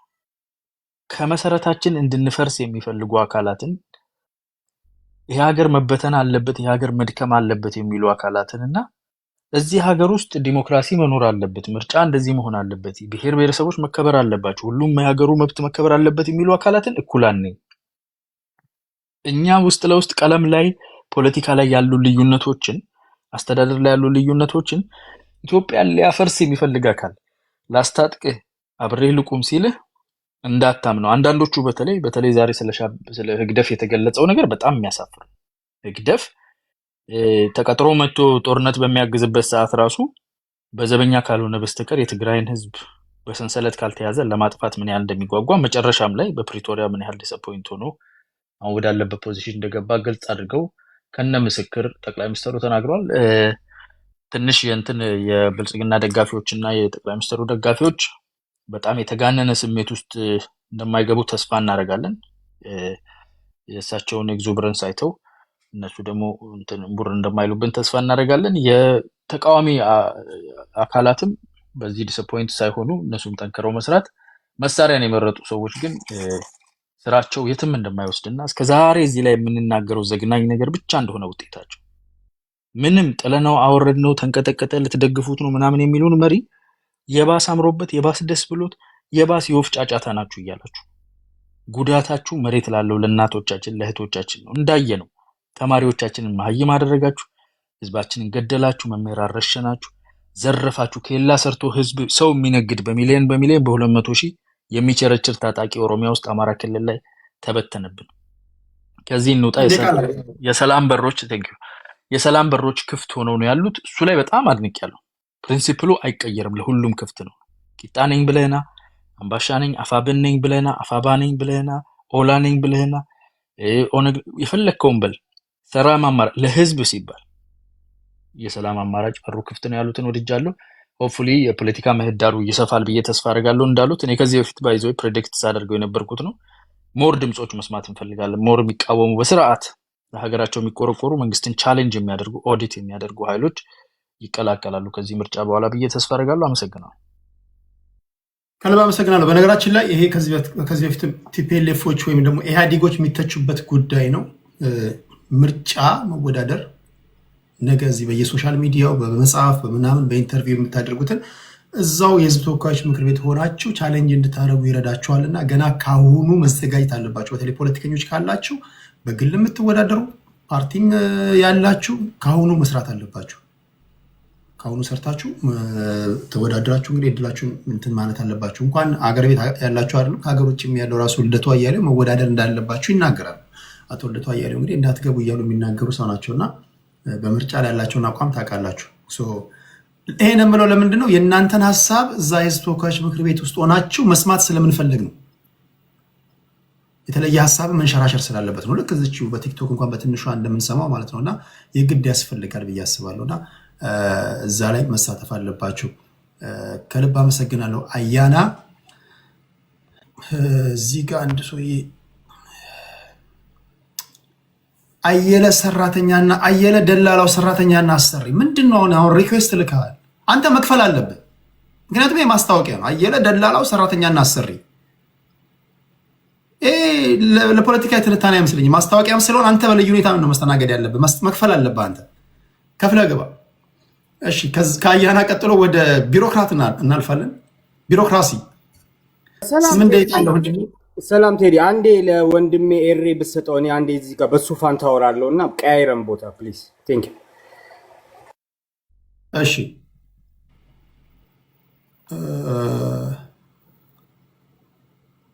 ስለዚህ ኤሪን አያና አሁን ያለበት ቦታ ተመችተዋል ወይስ እንዴት ነው? ኦኬ፣ ና ችግር የለውም። መስኮት ግን ክፍት ነው። በዚህ በኩል ብርድ እየገባ ነው። የቀለድኩ ነው። ችግር የለውም። እንደዚህ ላድርግና ኤሪን እዛ ጋር ወደ ላይ ላድርገው። እሺ ኤሪ በቢሮክራት ቦታ ትሆናለህ። ኤሪ 8 ደቂቃ አለ ወንድሜ። እኔ እንኳን 8 ደቂቃም ላይ በቃኝ ይችላል። ምናልባት አንዳንድ ሀሳቦች በመሀል ከተነሱ ስለሱ ማውራት እችላለሁ እንጂ የኔ አይ ቲንክ እኔ ኤርትራዊ ነኝ። ከዚህ በፊት 1-2-3 8 ደቂቃ አይበቃኝም ነው ያልከው? ይበቃኛል፣ በጣም ይበዛብኛል። ምክንያቱ በፓርላማ ውስጥ ለኤርትራ የተነሳው አንድ ጥያቄ ነው መሰለኝ። ስለሱ ብቻ ነው ማውራት የምፈልገው። ግን ከዛ በፊት የምለው ነገር አለ። ቅድም የገባው ሰውዬ የጋዜጠኛ ነው የተባለው ማለት ነው። የየትኛውንም የፖለቲካ ደጋፊ አይደለውም ብሎ ለቀይ ባህር ግን ለማስመለስ ሁላችንም በአንድ ላይ መቆም አለብን ብሎ የተናገረው ነገር አስቆኛልና ብዙ ብዙ ጊዜ ከየትኛውን ፖለቲካ ደጋፊ አይደለሁም ብለህ ስታወራ የሞራል እልና አለኝ ለማለት ነው። ቀይ ባህርና ሲነሳ ግን ሀገሩ ነው። ለምሳሌ አሁን የትኛውም ሀሳባቸው አይቆረቁረኝም። በሀገሬ ጉዳይ ላይ ግን ተምቾንባለሁ፣ ተቀይርባለሁ። ምንድን ነው መሰለህ ቴዲ፣ ይሄ የሀገር ጉዳይ ነው። የሀገር ጉዳይ የቪኦኤ ጋዜጠኛ ነው፣ የቲቪ ጋዜጠኛ ነው። የሀገር ጉዳይ ቆይ የሀገር ጉዳይ ቢሆንም የፋሚሊ ጉዳይ ቢሆንም የሞራል ልዕልና ግን ኢታስቱ ቢ ኮንስታንት አይደል? እንዳለ መቆየት መቻል አለበት። ኦኬ ሶ ውጊያን የምታደቅም ከሆነ እንደዛ ነው ማለት ነው። ማስመሰል የለብህም ለማለት ነው።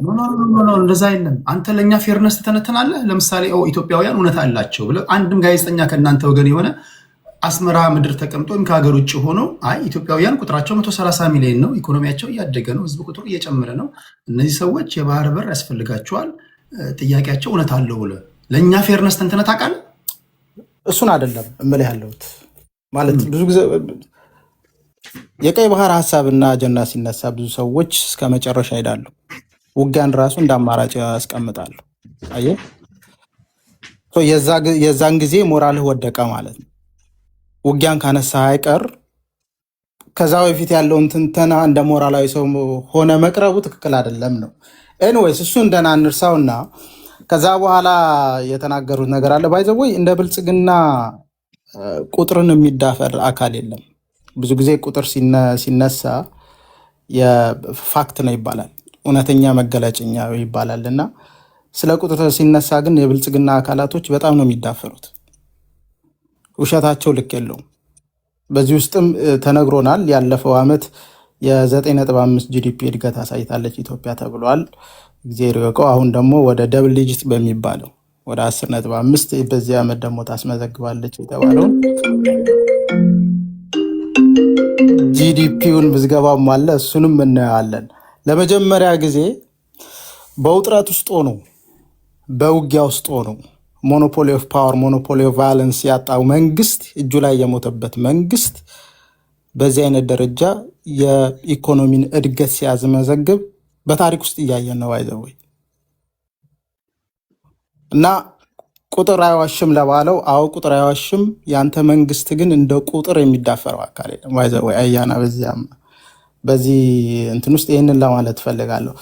ስለ ኤርትራ አብይ አህመድ ስለ ኤርትራ የተጠየቀበትና መልስ የሰጠበት ሂደት በምን አይነት መንገድ ይታያል ከተባለ ምናልባት ስብዕናውን የገደለበት ሂደት ነው። እኔ ማለት ውሸት የተንጸባረቀበት አብይ አህመድ ለመጀመሪያ ጊዜ ለዛ ወንበር እንደማይመጥን የተረጋገጠበት ሂደት ካለ የዛሬ ሂደት ነው። ከዚህ በፊት ስለ ኤርትራ ብዙ ተወርተዋል። ኤርትራ መንግስት ኢትዮጵያ ውስጥ ትግራይ ውስጥ አልገባም፣ ችግር አልፈጸመም፣ መሪ ሆኖ ነው ከኛ ጋር ውጊያውን ሲመራ የነበረው። አሁን እንደተባለው ደግሞ ተወያል ነው እየገደለ የመጣበት ሂደት አለ ተብሏልና ይሄም ትክክል እንዳልነበረ መጨረሻ ላይ ደግሞ ምናልባት ምንድነው የሞያውን ግለት ያሳየበት ሂደት ነው እኔን የሚመስለኝ ጥቅል ባለ መንገድ ሳየው እና ያንን ነው የምለው። ቴዲ ቴንክ ዩ ኤኒዌይስ ቴንክ ዩ። እሺ ከልብ አመሰግናለሁ። ያው እኔ እድል የሰጠሁት የእናንተ ስም ስለተጠቀሰ ከእናንተ ሳይድ ኦፍ ስቶሪ አድማጭ ተመልካች ይስማ በሚል ነው ይህን ያን ለማድረግ ያህል ነው። ስለዚህ ከዚህ በኋላ በሚኖረን ቆይታ ከጆሮ የሚያመለጡ በአንተም ሳይድ የሚነገሩ ነገሮች አስጸያፊ ናቸው ብለህ ካሰብክ ይሄ ትክክል አይደለም ብለህ ማስቆም መብት አለ። በእኛም ሳይድ ደግሞ ህዝባችንንና ሀገራችንን በፍጹም ማክበር እንድትናገሩ መፈለገው። በፍጹም ስል በፍጹም በጣም ዜሮ ቶሎራንስ በሀገሬ ጉዳይ ላይ ማለት ነው። እድል ከሰጠኋችሁ እናንተ ታወራላችሁ። በሀገሬና በዚህ ጉዳይም ስታወሩ እንደዛው እንዲሆን እፈልጋለሁ ለማለት ያህል ነው። እሺ በተረፈ ፍጹም ደረጃውን የጠበቀ ውይይት እንድሰሙ ጥረት እናደርጋለን። ኤሪን እናመሰግናለን። ከኤሪ በኋላ ወደ አዲስ ታይምስ ሄድና ወደ ቢሮክራሲ ሬዲ። ኦኬ ቢሮክራሲ ከአዲስ ታይምስ በኋላ ይሆናል። ቢሮክራሲ እሺ፣ አዲስ ታይምስ 8 ደቂቃ አለ። ኦኬ ቴዲዬ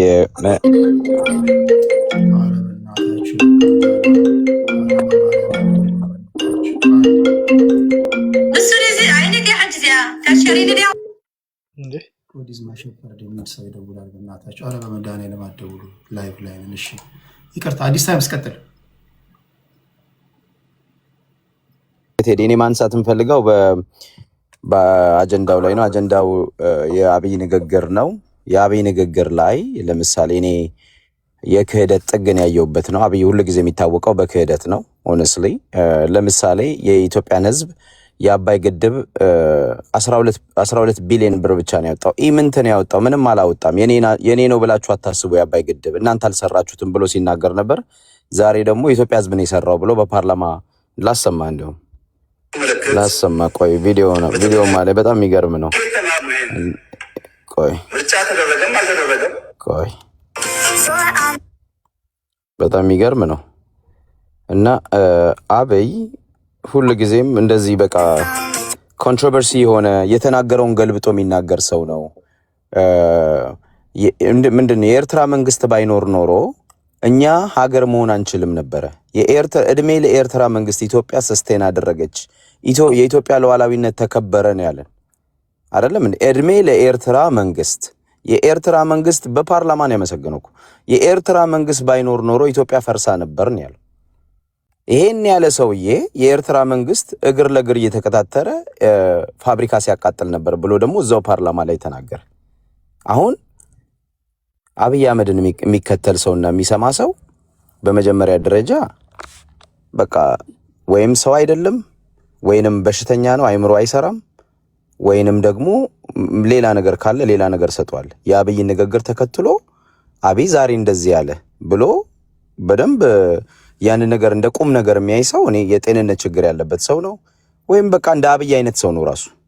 በቃ እንደዛ ነው። እግዚአብሔር ያሳየ ቴዲ። ኤርትራ ባትኖር ኖሮ ኢትዮጵያ ሰስቴን አታደርግም። ኢትዮጵያ ምንድነው ፈርሳ ነበር ብሎ የኤርትራ መንግስት በዓለም ፊት ለፊት ያመሰገነ ሰውዬ ከኤርትራ ጋር ጸብ ውስጥ የገባ ነው። የትግራይን ክልሎችና ፋብሪካዎች እያቃጠሉ እየዘረፉ ስለሄዱ ነው አለ። አልገቡም እኮ አላደረጉም።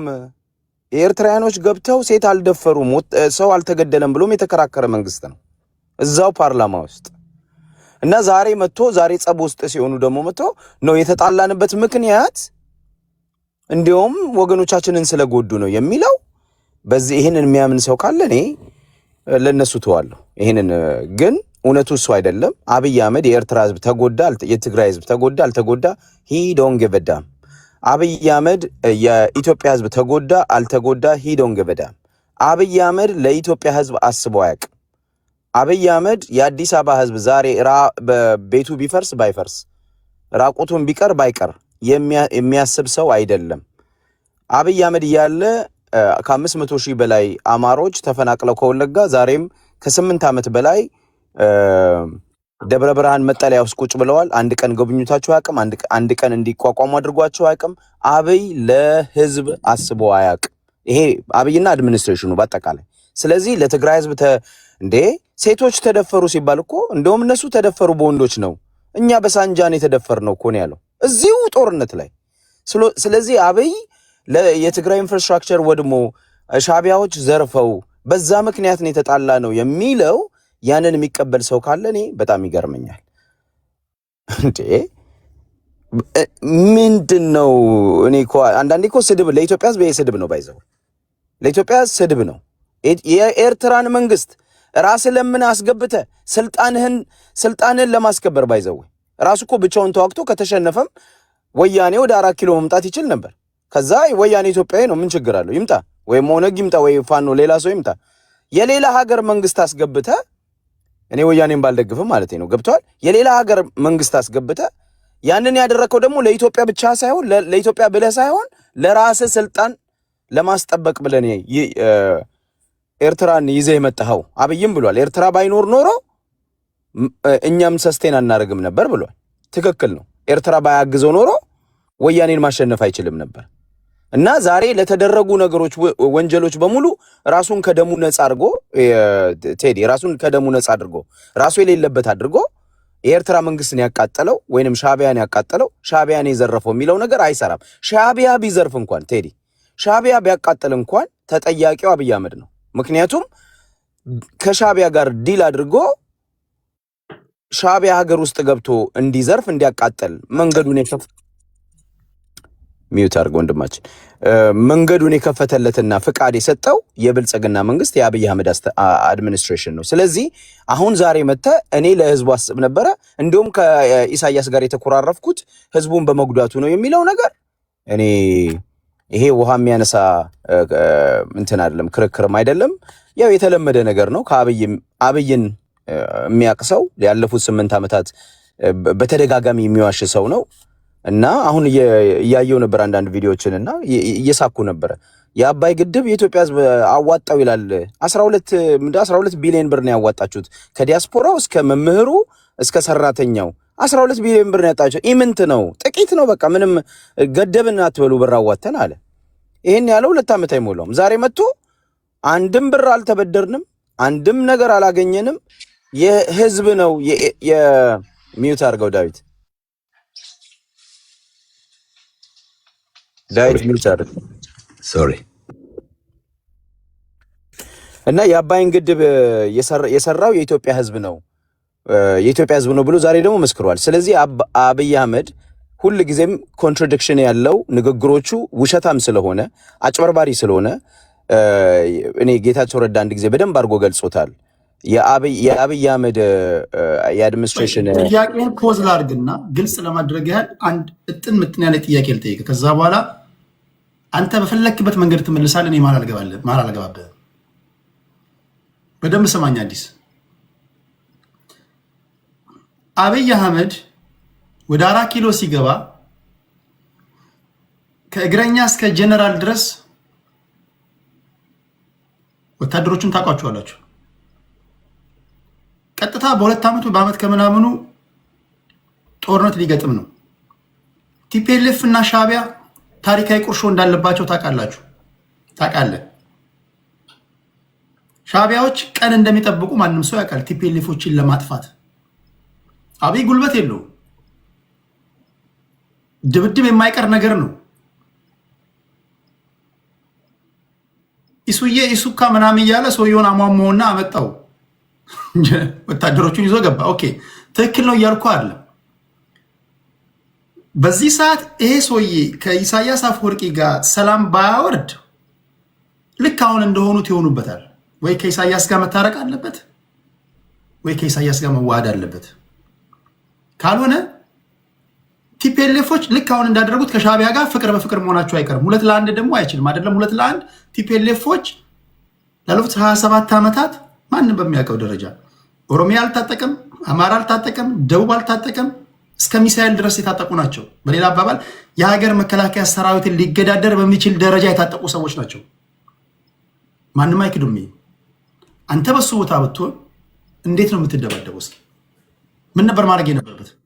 ኦኬ እኔ በነገራችን ይሄ እናንተ ላይም ቢሆን ለእናንተም ፌርነስ የምጠይቀው ጥያቄ ነበር ማድረግ የነበረበት። የኔ ፖይንት ምን መሰለህ፣ በሱ ቦታ ያደረገውን ከኤርትራ መንግስት ጋር እኮ የኤርትራ መንግስት ጋብዞ ቲፒኤልኤፍን ኦቨርጥሮ ለማድረግ ኦቨርካም ለማድረግ መሄዱ ካለው አማራጭ ልክ ነህ፣ የሚመረጥ ሊሆን ይችላል በሱ ባለው። ይሄ ግን the best of ኢትዮጵያን ምንድነው ናሽናል ኢንትረስት the best of Ethiopian people interest አይደለም፣ the best of አብይ አህመድ ኢንትረስት ነው። የስልጣን ነው ማውራል። በቃ አብይ አህመድ የስልጣን ጥመኛ ነው፣ ዘራፊ ነው፣ ጨቋኝ ነው እንጂ ለኢትዮጵያ አይደለም። ይሄ ለምን ምን ታረገው ነበር እኔ መልስም የለኝም ለዚህ እዳዘም ያረ ለኢትዮጵያ ኢንትረስት አድርጎት ቢሆን ኖሮ አብይ ትክክል ነው ምርጫ የለውም ብዬ እደግፈዋለሁ። በቃ ይሄ ለኢትዮጵያ የተከፈለ ዋጋ ነው ላለው። አብይ ግን ከቲፒኤልኤፍ የባሰ ዘራፊ ቡድን ከተማ እያፈረሰ በሴግሪጌሽን በህዝቦች መካከል ልዩነት የሚፈጥር ይሄ አንዱን ነቅሎ አንዱን አፍርሶ አንዱን የሚተክል በጣም ዘረኛና አግላይ ስርዓት ነው የተከለው። ይሄንን ስርዓት ለኢትዮጵያ ኢንተረስት እስካላደረገው ድረስ ለምንም ያድርገው ከኢሳያስ ጋር ያለው ኦፕሽን እሱ ሊሆን ይችላል። ግን እኔ ጥያቄ ምን መሰለ መልሱ የሚሆነው ምንድነው? የኔ አም ሶሪ በማለት ስለገባው አልገባም ብዬ ቲፒኤልኤፍም ዘራፊ እንደሆነ ታምናለህ? አምናለሁ በደንብ ዘራፊ እንደሆነ ታምናለህ? ሻገራት እንደሆነ ታምናለህ? ሁለቱም አንድ አይነት ናቸው። ኦኬ በአንተ ምርጫ ከሁለቱ የትኛው ይጥፋ? እንደውም ቲፒኤልኤፍ የተሻለ ነበር ከአብይ አህመድ።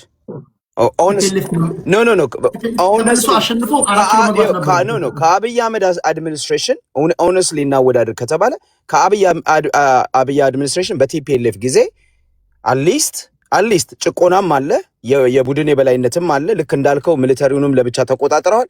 ለምሳሌ ሰላም ነበር በቲፒኤልኤፍ ጊዜ። አንድ ሰው ከአዲስ አበባ ተነስቶ ወለጋ ለመሄድ ምንም አይሰጋም። አንድ ሰው ከአዲስ አበባ ተነስቶ አማራ ለመሄድ አይሰጋም። አንድ ሰው አይሄድም እንትን አይልም ነበር። በተወሰነ መጠን ደግሞ ፌርነስም ነበር። በተወሰነ መጠን ያ ጭቆና የለም እያልኩ አይደለም።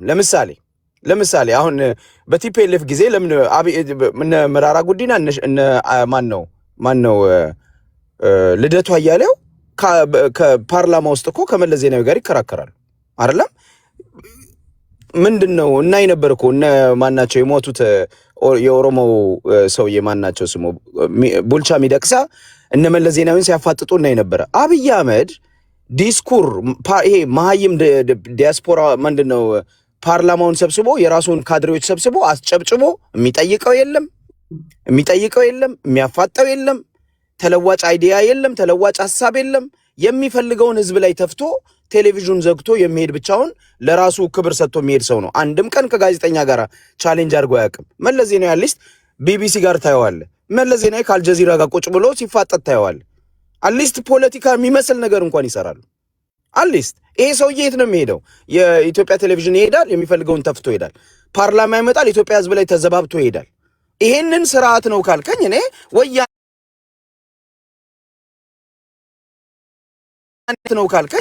ወያኔ ነው ካልከኝ እኔ ወያኔ ያለች ስርዓት የሚመስል ከነጭቆ ነው ከነሌብነቱ ከነዘረፋው ስርዓት የሚመስል ነገር ነበረው። እኔ ግን ሁለቱም ሴጣን ናቸው ብዬ ነው ሁለቱንም እንትን አልደግፍም። ሁለቱም ኦኬ ሁለቱም ሁለቱም ዘረኞች ናቸው። ሁለቱም የኢትዮጵያ ችግሮች ናቸው። አብይ የወያኔን የዘረኝነት ስርዓት ያስቀጠለ ነው በባሰ ሁኔታ። ወያኔዎች እኮ ኮንዶሚኒየም አፍርሰው አዲስ አበባ ላይ ለተወሰነ እዛው ለፈረሰው ትንሽ ሰጥተው ብዙን ይዘርፉ ነበር። አብይ ደግሞ ሰፈር መንደር ነው የሚያፈርሰው። መንደር አፍርሶ ዳር ይጥልና መሬቱን ይወስዳል። እንዲህ የሚያደርግ ለእኩልነት ያልመጣ በጣም ጨቋኝ ስርዓት ነው የአብይ አህመድ ስርዓት። ስለዚህ የተደረገው ጦርነት ወደ ፖይንቱ ልመለስ። በኤርትራና በኢትዮጵያ በኩል የነበረው ግንኙነት በአብይ አህመድ ፈቃድ የተደረገ ነው። የተፈጸመው ወንጀል በአብይ አህመድ ዋናው ተጠያቂ ነው። ስለዚህ የተጣላነው ወንጀል ስለፈጸሙና እኛ ጋር ስላኮረፍን ነው የሚለው ውሸት ነው። እኔ ማስረዳት ፈልገው ውሸት ነው። የተጣላችሁት በጥቅም ነው። አብራችሁ የኢትዮጵያን ህዝብ ዘርፋችኋል። አብራችሁ የትግራይን ህዝብ ጨፍጭፋችኋል። አብይ አህመድ እያለ እኮ አጣዬ ከአዲስ አበባ 140 ኪሎ ሜትር የማይሆነው አጣዬ 11 ጊዜ ነዷል። ትንሽዬ ከተማ፣ የአማራ ከተማ። አብይ ለምንድን ነው ሄዶ ያላስቆመው? ካደ አብይ ለምንድን ነው ለህዝቡ ያላሰበው? ማን ነው ያነደደው? ይሄ ሰውዬ ልክ ለህዝብ እንደሚያስብ ነው የሚያወራው። ሄዶ ከአብይ ጋር ከምንድን ነው ከኢሳያስ ጋር የጣላ ነው ምንድን ነው ፋብሪካ ስለወደመ ነው ይላል። ከተማ 11 ጊዜ አጣዬ የምትባል ትንሽዬ የመንደር ከተማ፣ የአማራ ከተማ 11 ጊዜ ሲነድ ቁጭ ብሎ ያየ ስርዓት፣ ወታደር ቁጭ ብሎ የኢትዮጵያ መከላከያ ሰራዊት ቁጭ ብሎ ያየ ስርዓት ሰውዬ ለህዝብ አስቤ ነው ሲል እኔ በጣም ኢንሶልት ነው። ይሄ የኢትዮጵያን ህዝብ መስደብ ነው የሚሆነው። አመሰግናለሁ። አዲስ ታይምስ ሀሳቡን እንግዲህ ቢመቻችሁም ባይመቻችሁ መስማት አለባችሁ። ደግሞ የሚመልሱለት ሰዎች ደግሞ ይኖራሉ፣ እሱም ደግሞ የሚመልስላቸው ሰዎች ይኖራል። እንደዛ ነው የምንቀጥለው። ዘመን ጤና ይስጥልኝ። የሻዕቢያ ደጋፊ ነህ አይደል? ባልሳሳት። ጤና ይስጥልኝ ቴዲ። ይሰማል? ትሰማለህ? 8 ደቂቃ አለ ወንድሜ። ኦኬ። ያ እኔ ኤርትራዊ ነኝ። ኤኒዌይ መከባበር ያልከው ነገር በጣም የማሰምርበት ነገር ነው። ሀሳብ ምንም ሀሳብ አይከፋም። በኢንትረስት ጉዳይ ኦፍኮርስ በሀገር ጉዳይ ማለመደራደር አንድና ሁለት የለውም። በተቻለ መጠን ያንን ርቀን ለማክበር እሞክራለሁኝ። ግን አደ ሴም ታይም ያንን ነገር አንተ ላይ መሆን የማይፈልገውን ሌላው ላይ አለማድረግ ደግሞ አንድ ወሳኝ ነገር ነው። ዛሬ የተነሳው ነገር አለ እና ዶክተር ሲመጣ የደገፍንበት መንገድ አሁን ሳስበው በጣም ይገርመኛል ራሴ። ሌቨል ኦፍ ሂፖክሪሲ እዛ ደረጃ ድረስ ይደርሳል ብዬ እዚህ ደረጃ ይደርሳል ብዬ አስቤ አላቅም። እና አንዳንዴ ኢትዮጵያ ውስጥ በጣም የሚያሳዝነው ነገር ይቅርታ አድርግልኝ፣ ኮመን ሰንስ የሚባል ነገር ሁሉ እየጠፋ ነው። ላይክ ኮመን ሰንስ ነው። አንድ ነገር እንዲህ ሊሆን ይችላል ላይሆን አይችልም የሚባለውን ነገር ሁሉ እኔ እንጃ በምን አይነት ደረጃ እንደምታየው አላቅም። ግን ወደ ጉዳዩ ሲሄድ ዛሬ በሚገርም ሁኔታ እስከ ዛሬ የነበረው ነገር በጣም አሰልቺ፣ በጣም ኢሪቴት የሚያደርግ ነገር ነው ሲናገር የነበረው። ዛሬ ግን በገዛ እጁን በእጁ እንደቆረጠ ነው ማየው። እኔ ለምን መሰለህ የጸቡ መነሻ ይሄ ነው ብሎ እንግዲህ ብዙ ጊዜ ተዘርዝሯል፣ ተነግሯል። በጣም የሚገርም ነው። አሁን የትግራይን ህዝብ እንግዲህ ለትግራይ ህዝብ ዋጋ የከፈሉ ሰዎች አሉ። እዛው ህዝባችን ነው ብለው መሪዎቹ እኛ ነን ብለው ግንባራቸውን ለጥይት የሰጡ ሰዎች ሁሉ አሉ። መስፍን ስዩም፣ ብዙዎቹ በዛ ሰዓት በህይወት ዋጋ የከፈሉ ሰዎች አሉ እና የተቀሩትም እንደ ትግራይ ህዝብ ህዝባቸውን ለመከላከል ወጣቱም፣ ህዝቡም፣ ሰራዊቱም፣ ሴቱም፣ ወንዱም ተጋድሎ አድርጓል እና በሚገርም ሁኔታ አሁን አብይ ከነሱ በላይ እኔ ነኝ የማስብላቸው ለትግራይ ህዝብ አይነት ነገር ነው ዛሬ ሲናገር የነበረውና እነዛ ሲወጋቸው የነበሩት ሰዎች ዛሬ ኢንጌጅመንት ጽምዶ የሚባለው ነገር ታውቃለህ መቼም። ያው እሱም አንድም እሱ ነው ሰላም የነሳው ይመስለኛል። እና እንደዛ እንዲያደረጉ አዲግራት ነቃቅለው ሄዱ፣ ሽሬ ሰው ገደሉ፣ አክሱም እንዲያደረጉ ትግራይን ህዝብ ሲል የነበረው ሰው በአይናቸው በአካል ሲሳተፉበት የነበሩ ሰዎች ግን አሁን ከኤርትራ መንግስት ጋር ያለውን ነገር ታውቃለህ። ህዝቡ ራሱ ያለውን አመለካከት እያየነው ነው። እና በምን እንዴት ቢያየው ነው የኢትዮጵያን ህዝብ እንዴት ቢንቀው ነው እኔ ዛሬ ፓርላማ መጥቶ የተጣላ ነው በዚህ ጉዳይ ነው። እና ከዚህ ከእኔ በፊት የነበረው ልጅ የተናገረው ነገር ሜክስ ሴንስ። አንድ መንግስት ሲቋቋም የመንግስት ራሱ ፕሪንሲፕሉ መቋቋሚያው ሲጀመር የመንግስትነት ተፈጥሮ ይሄ ልማት እድገት ምናምን ብልጽግና የሚባለው ነገር እየየም ሲዳላ ነው። እሱ በሁለተኛ በሶስተኛ ደረጃ የሚታይ ነገር ነው። መንግስት የሚቋቋሙ መጀመሪያ የህዝቡንና የሀገሩን ሰላም ለመጠበቅ ነው። ያን የመጀመሪያው የመንግስት ስራ ህዝብ ተስማምቶ መንግስት ሲያቆም በቃ ደህንነቱ እንዲጠብቅለት ነው። ከዛ በኋላ ነው መብራትም ውሃም መንገድም ማስገባትም ተበድሮ አምጥቶ መቼም ለህዝቤ ይሰራለሁ ካለ ከዛ በኋላ ነው ሌላው ነገር የሚሆነው። በአሁኑ ሰዓት ግን ታምናለ ኢትዮጵያ ውስጥ ምን አይነት ሁኔታ እንዳለ እንግዲህ ያያችሁ ነው ሁላችሁም። እና የኤርትራ መንግስት ከመጀመሪያውም ሲመጣ እንዳልከው ሁለቱም ምናልባት ቀን ሊጠብቅለት ይችላል። ከወያኔ ጋር ያለው ቁርሾ ይታወቃል። እና እንደ መንግስት አገሩን እንዲያረጋጋ ነው ያ ሁሉ እኛም እንደ ህዝብ መስዋዕትነት የከፈልለት እና በዓለም ፊት ያመሰገነን አንድም የማይገባንን ነገር አለ የሚገባንን ግን መስገናን የሰጠን እና አገሩን አረጋጋ ተብሎ ነው መንግስትነቱ እንዲደለድል ህዝቡን እንዲያረጋጋ አገሩን ሰላም እንዲጠብቅ ከዛ በኋላ ደግሞ በኢንጌጅመንት አብረን እንድንሰራ እንድናድግ ተብሎ ነው ያ ሁሉ ነገር የተደረገው መስዋዕትነት የተከፈለው። ይሄ ሰው ግን ሁሉም ሰው እንደሚያውቀው ለሀገር ለኢትዮጵያ አስቦ ለኢትዮጵያ ህዝብ አስቦ ሳይሆን መጀመሪያ ስልጣኑን ነው ስልጣኑና ስልጣኑ ብቻ ነበር የሚያስጨንቀው። ልክ ስልጣኑን ሲያረጋጋ እውነት ካለው እኮ ህወሓት ጠላቴ ነው ካለ በዛን ሰዓት እስከ መጨረሻው ድረስ መሄድ ነበረበት። እኛ የከፈልነውን መስዋዕትነት ዋጋ እሱም ፕሪቶሪያ ምናምን ለአይኤምኤፍ ለሌላው ሳይጨነቅ አላማዬ ነው ብሎ እስከ መጨረሻው እስከ ጥግ ድረስ ሄዶ ያን ነገር ከጫፍ ማድረስ ነበረበት። ግን አላደረገም። ፕሪቶሪያ ሄደ። ኦኬ ዳስ ጉድ። ከዛ በኋላ ምንድን የሆነው እያየነው ነው። እና ዛሬ ተገልብጦ መጥቶ ሌቨል ኦፍ ሂፖክሪሲው ነው ማያሳየት የፈለግኩት እኔ የማስመሰል ጥጉን ነው የምነግርህ። እና ራሱ እጁን በእጁ እንደቆረጠ ነው ማስበው እኔ በእርግጠኝነት። ዛሬ የኢትዮጵያ ህዝብ መቼም ያህል ህሊና አለው አእምሮ አለው ይህን ያህል ደንቆሮ ነው ብሎ ካላሰበ በስተቀር እንግዲህ ውጤቱን ቀስ ብለን እናየዋለን። ግን እንደ መንግስት ነው የምልህ፣ እንደ መንግስት የመንግስት የመጀመሪያ ስራው አገርና ህዝብ ማረጋጋት፣ ሰላምን ማስጠበቅ፣ የህዝቡን ሰላም ማስጠበቅ ነው። ኤርትራ ውስጥ በአንጻሩ ተመልከት። ሰው ከአሰብ ጫፍ እስከ ቃሩራ ከተሰነይ እስከ ኦም ሀጀር ብትሄድ ኮሽ የሚል ነገር አታይም። ኮሽ የሚል ነገር አሰማም። እና አሁን ተገልብጦ አገሬን ሊያጠፉ ነው፣ አገሬን ሊያፈርሱ ነው፣ እንዲህ ሊያደርጉ ነው፣ ፋኖን ረዱ፣ ከሌን ረዱ። ምን ማለት ነው ይሄ? ማለት እንዴት ነው ዛ ሜክ ሴንስ እንደው ስታስቦ ነው የምልህ። እና እኔ እንጃ እኔ በምን እንደምገልጸው አላቅም። ግን በአጠቃላይ ነው የምልህ የአብይ አህመድ መንግስት እኔ እንጃ መቼም በዚህ ምድር ላይ ብዙ ትራጀዲ የሆኑ ነገሮች ታይተዋል። ደርግም እንደዛ ሲፎክር ነበረ፣ ህወሓትም እንደው ከኔ በላይ ላሳር ሲል ነበር። የጊዜ ጉዳይ ካልሆነ በስተቀር እኔ በዚህ ባያያዙ የሚቀጥል መስሎ አይሰማኝም። ይቅርታ አድርግልኝ። የያሰ ምናምን የሚባለውን ነገር ለም ስናነሳው እናነሳዋለን።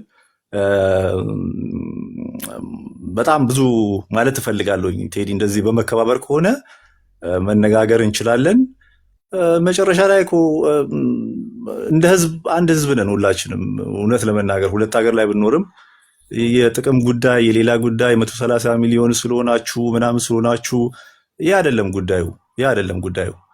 አንተ ትክክለኛ ሰው ከሆንክ በፕሪንሲፕል የምትመራ ከሆነ 1200 ኪሎ ሜትር ነው የባህር ጠረፉ። መጠቀም ከፈለግ እሱ ችግር አይሆንም። ግን የፕሪንሲፕል ጉዳይ ነው። እኛ እንደ ኤርትራውያን እስከዛሬ ድረስ ያየሁት ሻዕቢያም እንደ መንግስት በጣም የፕሪንሲፕል ሰዎች ናቸው። የደርግን ባለስልጣናት ቃለመጠይቆች መስማት ትችላለን። አሻግሬ ግለጡ በሰዓቱ እንዴት ተከባብረው እንደሚነጋገሩ ቃለመጠይቃቸውን ከዚህ በፊት ሰምቼዋለሁኝ።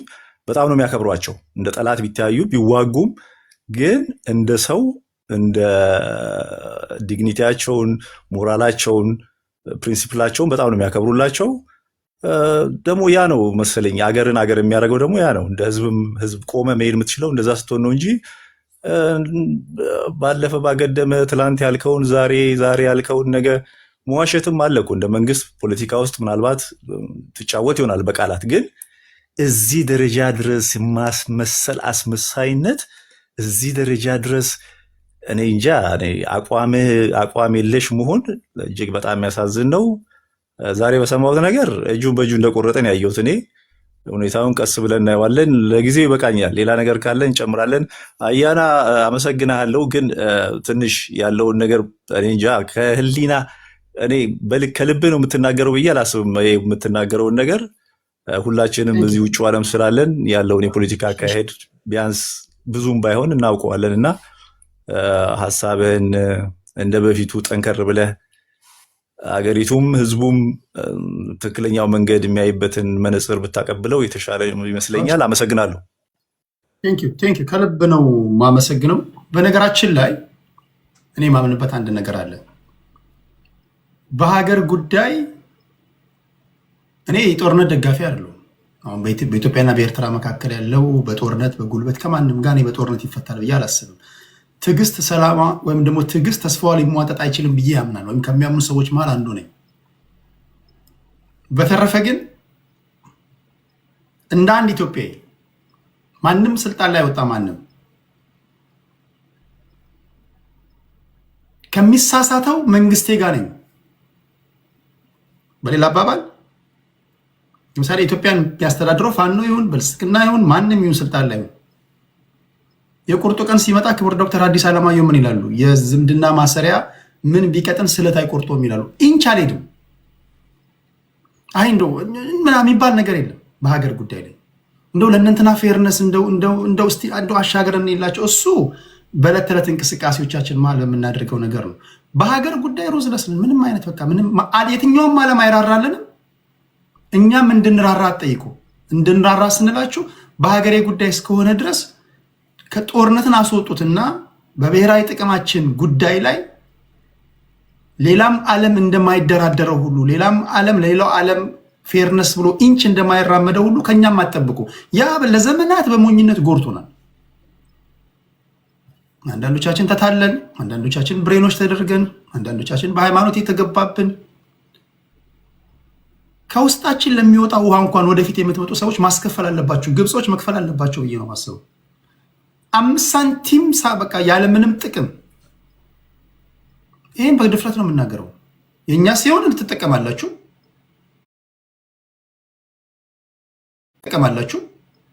ጠቀማላችሁ።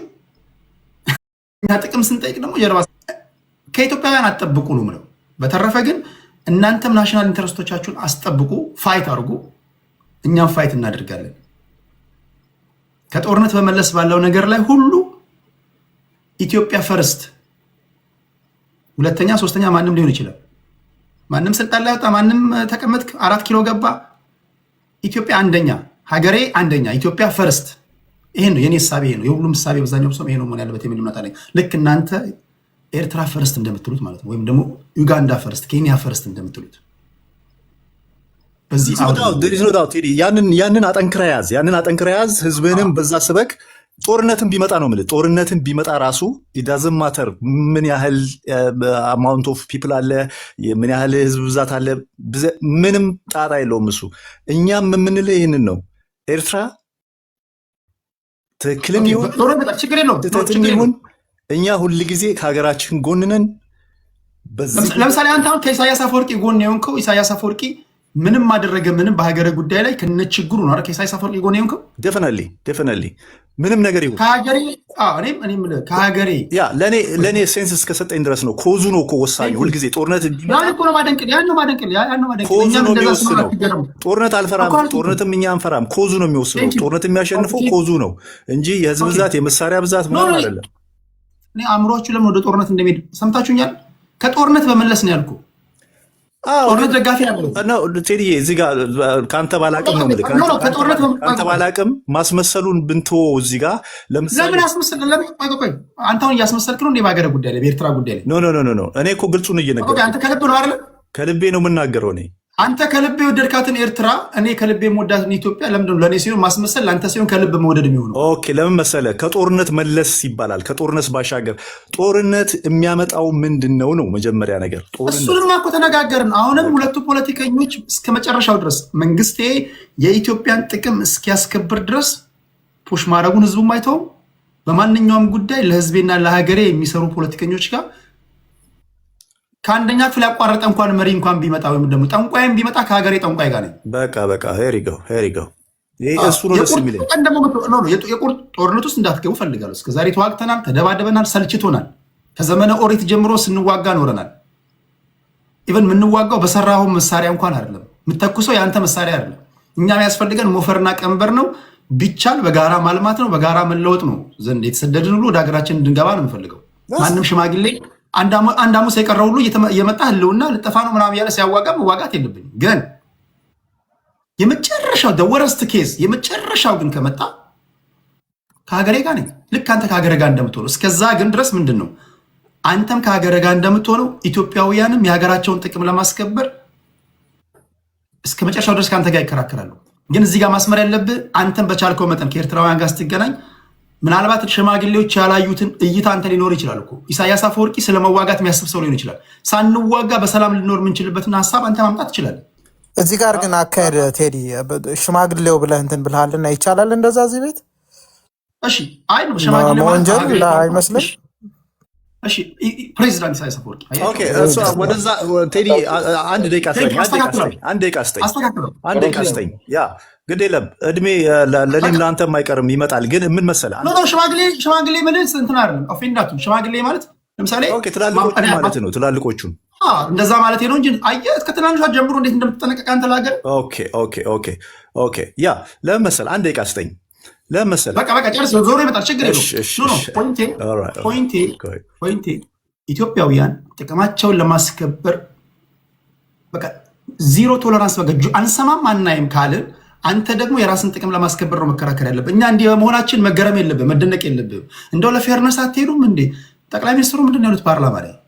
ኦኬ ኢትዮጵያና ኤርትራ ሰላም አወረዱ።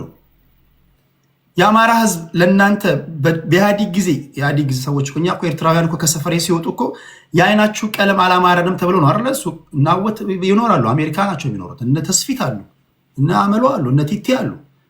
የሰፈራችን አስታራቂ የነበሩ ትልቅ ሰው ባለሀብት ጦርነት ተፈጠረ። ጨርቄን ማቄን ሳይሉ ነፍሳቸውን ይዘው ነው የተሸኙት ወደ ኤርትራ። ሲመለሱ ግን እርቅ ሲመጣ ግን አገኙ። ንብረታቸውን የሰፈሩ ሰው ያዘላቸው ተቀበሉ። አማራ ክልልም እንዲጠብቁ አኖሯቸዋል። ኦሮሚያ እንዲጠብቁ አኖሯቸዋል። የኢትዮጵያ ህዝብ ኢህአዲግ አይናችሁ ቀለም አላማረኝም ብሎ መለስ ዜናዊ ሲያባራችሁ ማዲያ ያለው ማዲያውን፣ ቤት ያለው ቤቱን አግኝቷል። ኦኬ እንደዛ እሱን ፖለቲካ ተስራበት ይቅር። እሱ ወደዛ እንሂድ። አንዴ ሚዩት ሰጣለሁ። ስለታረቅን ንብረትን ከጠየቅ ስለታረቀን ደግሞ ኢትዮጵያውያን ንብረታችንን ብንጠይቅ ምንድን ነው ችግሩ? ራፊናሪዎች አሉ፣ ወደ ነበረበት ነገሮች መመለስ አለባቸው ካላችሁ ለእናንተ ትክክል ነው። እኛስ እንደ ሀገር ብንጠይቅ ምን ሆኖ ነው የሚሆነው? ንብረት አለ ንብረት አለ ወይ ነው እሱ እኮ ነው ጥያቄው። ንብረት ነው አሰብ ላይ የኢትዮጵያ መንግስት ኢንቨስት ያደረገው እሱን እኮ ዞሮ ይመጣል። ችግር የለውም። ኦኬ አሁን ፖይንቱ ምንድን ነው? እናንተም እንደ አንድ ኤርትራ ለዛ ላይ ያስገባዋችሁ አስሎንጋስ በጨዋነት እስካወራችሁ ድረስ እስከ ጥግ ድረስ ፖለቲካ አክብሬያለሁ። ቴንክ ዩ ያን አከብራለሁ።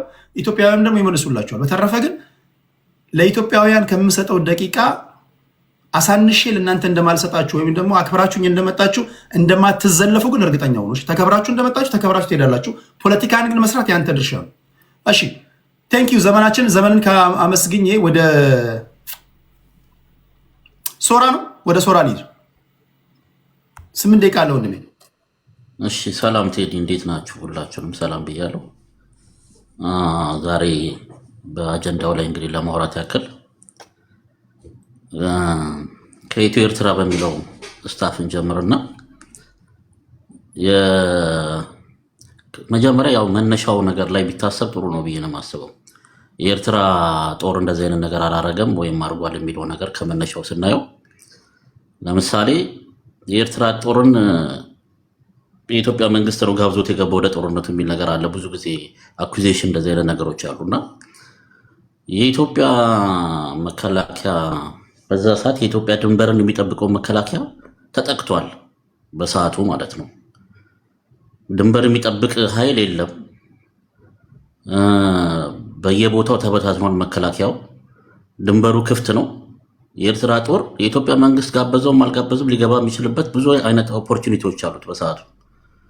ሁለተኛ ደግሞ በሰዓቱ በጦርነቱ መሀል ላይ የአንደኛው ዙር ጦርነት ካለቀ በኋላ ጠቅላይ ሚኒስትሩ አመስግነዋል በፓርላማ የኤርትራ መንግስትና ወታደሮችን። የኤርትራ መንግስት የሚመሰገንበት ኮንዲሽን ነበር በሰዓቱ።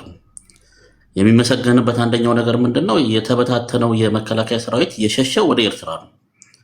ኤርትራ ውስጥ ገብቶ ተደራጅቶ መልሶ ወደ አቋሙ ተስተካክሎ ኢንክሉዲንግ እኮ ጠቅላይ ሚኒስትሩና ጀነራል አበባው እኮ በንጋታው እኮ ኤርትራ ነው የሄዱት አይደል እንዴ? ይህ ጦርነት እንደተከሰተ ያንን ስቴፕ እንዲያርግ መከላከያው እንዲደራጅ መልሶ እንዲቋቋም በሰዓቱ ከተበታተነበት ወደ መስመር እንዲገባ ያደረገው የኤርትራ መንግስት ነው። ለዚህ ምስጋና ይገባዋል በሰዓቱ። ችግሩ ከዛ በኋላ በተከሰቱት ነገሮች ዛሬ የተባሉት ነገሮች በጦርነቱ መሀል ላይ የተፈጠሩ ኢሰብአዊ ድርጊቶች የተፈጠሩ ሲሄዱ ኮንፍሊክቶች ነበሩ። ግን በሰዓቱ ይህንን ኮንፍሊክቶች ይፋ ማውጣት የኢትዮጵያ መንግስትን በጣም ችግር ውስጥ ይከተው ነበረ። ምክንያቱም እንዳለው ጠቅላይ ሚኒስትሩ ከሁለት ኃይሎች ጋር በሰዓቱ መዋጋት የሚያስችል አቅም ላይ አልነበረም። እንደዚህ አይነት የቃላት ጨዋታዎችን እዛ ጋር መጫወት ዋጋ ያስከፍል ነበረ። ኢሰብአዊ ድርጊቶች እኮ በኤርትራ ወታደሮችና በኤርትራ ወታደሮች መፈጠራቸውን እኮ ጌታቸው ረዳ ራሱ እኮ ተናግሯል እኮ 76% የሚሆነው በጥናት ተረጋግጦ ተሰንዶ ቁጭ ብሏል ብሏል። ኢሰብአዊ ድርጊት መፈጸማቸውን ያ ነገር ወደ መቀሌ እንዳይገባም የኢትዮጵያ መከላከያ ብቻውን ነው መቀሌ የገባው ብሏል ጠቅላይ ሚኒስትሩ። አሁን እዚህ ጋር እኮ ዘመነ ራሱ እኮ ተናግሯል እኮ ጠላት ከሆነ ለምን ጫፍ ድረስ ሄዶ አላጠፋውም? ለምን ፕሪቶሪያ ሄዶ ተስማማ አለ እኮ። የኤርትራ መንግስት እንደዚህ ነው የሚያስበው። እስከ መጨረሻ ሄዶ የትግራይ ህዝብና የትግራይ ቲፒኤልኤፍ ጠፍቶ ብዙ ጥፋት እንዲመጣ ነበር የሚፈልጉ የነበሩት። ያንን ነገር ለሰላም ቅድሚያ ሰጥቶ የኢትዮጵያ መንግስት ያንን ነገር ሆልድ አድርጎታል። ያ ነገር በዛ ጋር ሆኖ ከዛ በኋላ ከፕሪቶሪያ ስምምነት በኋላ እኮ ነው ትክክለኛ የኢትዮጵያ መንግስትና የኤርትራ መንግስት የተጣሉት በይፋ ማለት ነው። ከዛ በኋላ ቁርሾ ተጀመረ። ሁሉ ነገሮች እየሻከሩ ዛሬ ያለበት ደረጃ ላይ ደርሷል። ዛሬ ስለተጣላ ዛሬ ጽምዶ ስለተፈጠረ ምናምን የሚባለው ነገር ዛሬ ጊዜው ስለሆነ ያልተነገረው። ጽምዶ ስለተፈጠረ ሳይሆን የሆነበት ሰዓት እኮ ያን ጊዜ ነው። በቃ ታይም እያንዳንዱ ስቴፕ ባይ ስቴፕ ስታየው ጠቡ የተፈጠረበት ነገር ዛሬ ጠቅላይ ሚኒስትሩ ካወራው ጋር የሚያስኬዱ ነገሮች እኮ አሉ። እያንዳንዱ ነገሮች ማለት ነው። በፕሪቶሪያው ምክንያት ጸቡ እንደተነሳ እዚህ ቤት ራሱ እኮ ብዙ ጊዜ ክርክር ተነስቷል እኮ። በፕሪቶሪያው ምክንያት የኤርትራ መንግስት ደስተኛ አልነበረም፣ ለዛን ያኮረፈው የሚሉ ብዙ ጊዜ በተለያዩ ሰዎች ሲነሱ ነበሩ። አሁን ቀድምም አዲስ ታይም ሲያወራ ነበረ። የኢትዮጵያ መንግስት በሳንጃ ተደፈርን ብሏል፣ መከላከያው ምናምን ብሏል። ያ እኮ የእውነት እኮ የሆነ ነገር እኮ ነው። አልተደፈረም ብሎ የሚከራከር ከሆነ እኮ ማስረጃ ማምጣት እኮ ነው።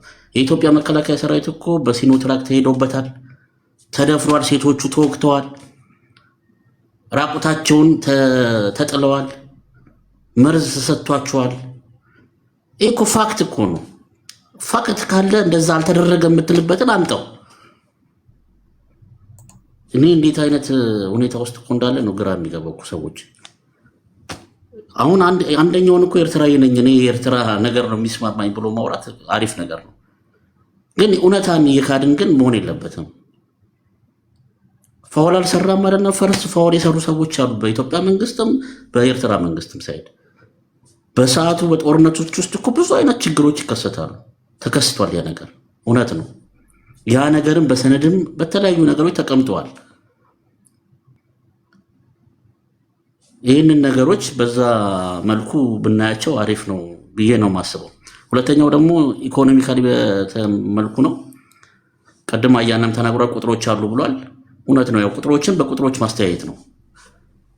መሬት ላይ ለእያንዳንዱ ኢንዲቪዥዋል ኑሮ እንደተወደደ ግልጽ ነው። ሁሉ ነገሮች አስቸጋሪ ሁኔታዎች ላይ እንዳሉ ያስታውቃል።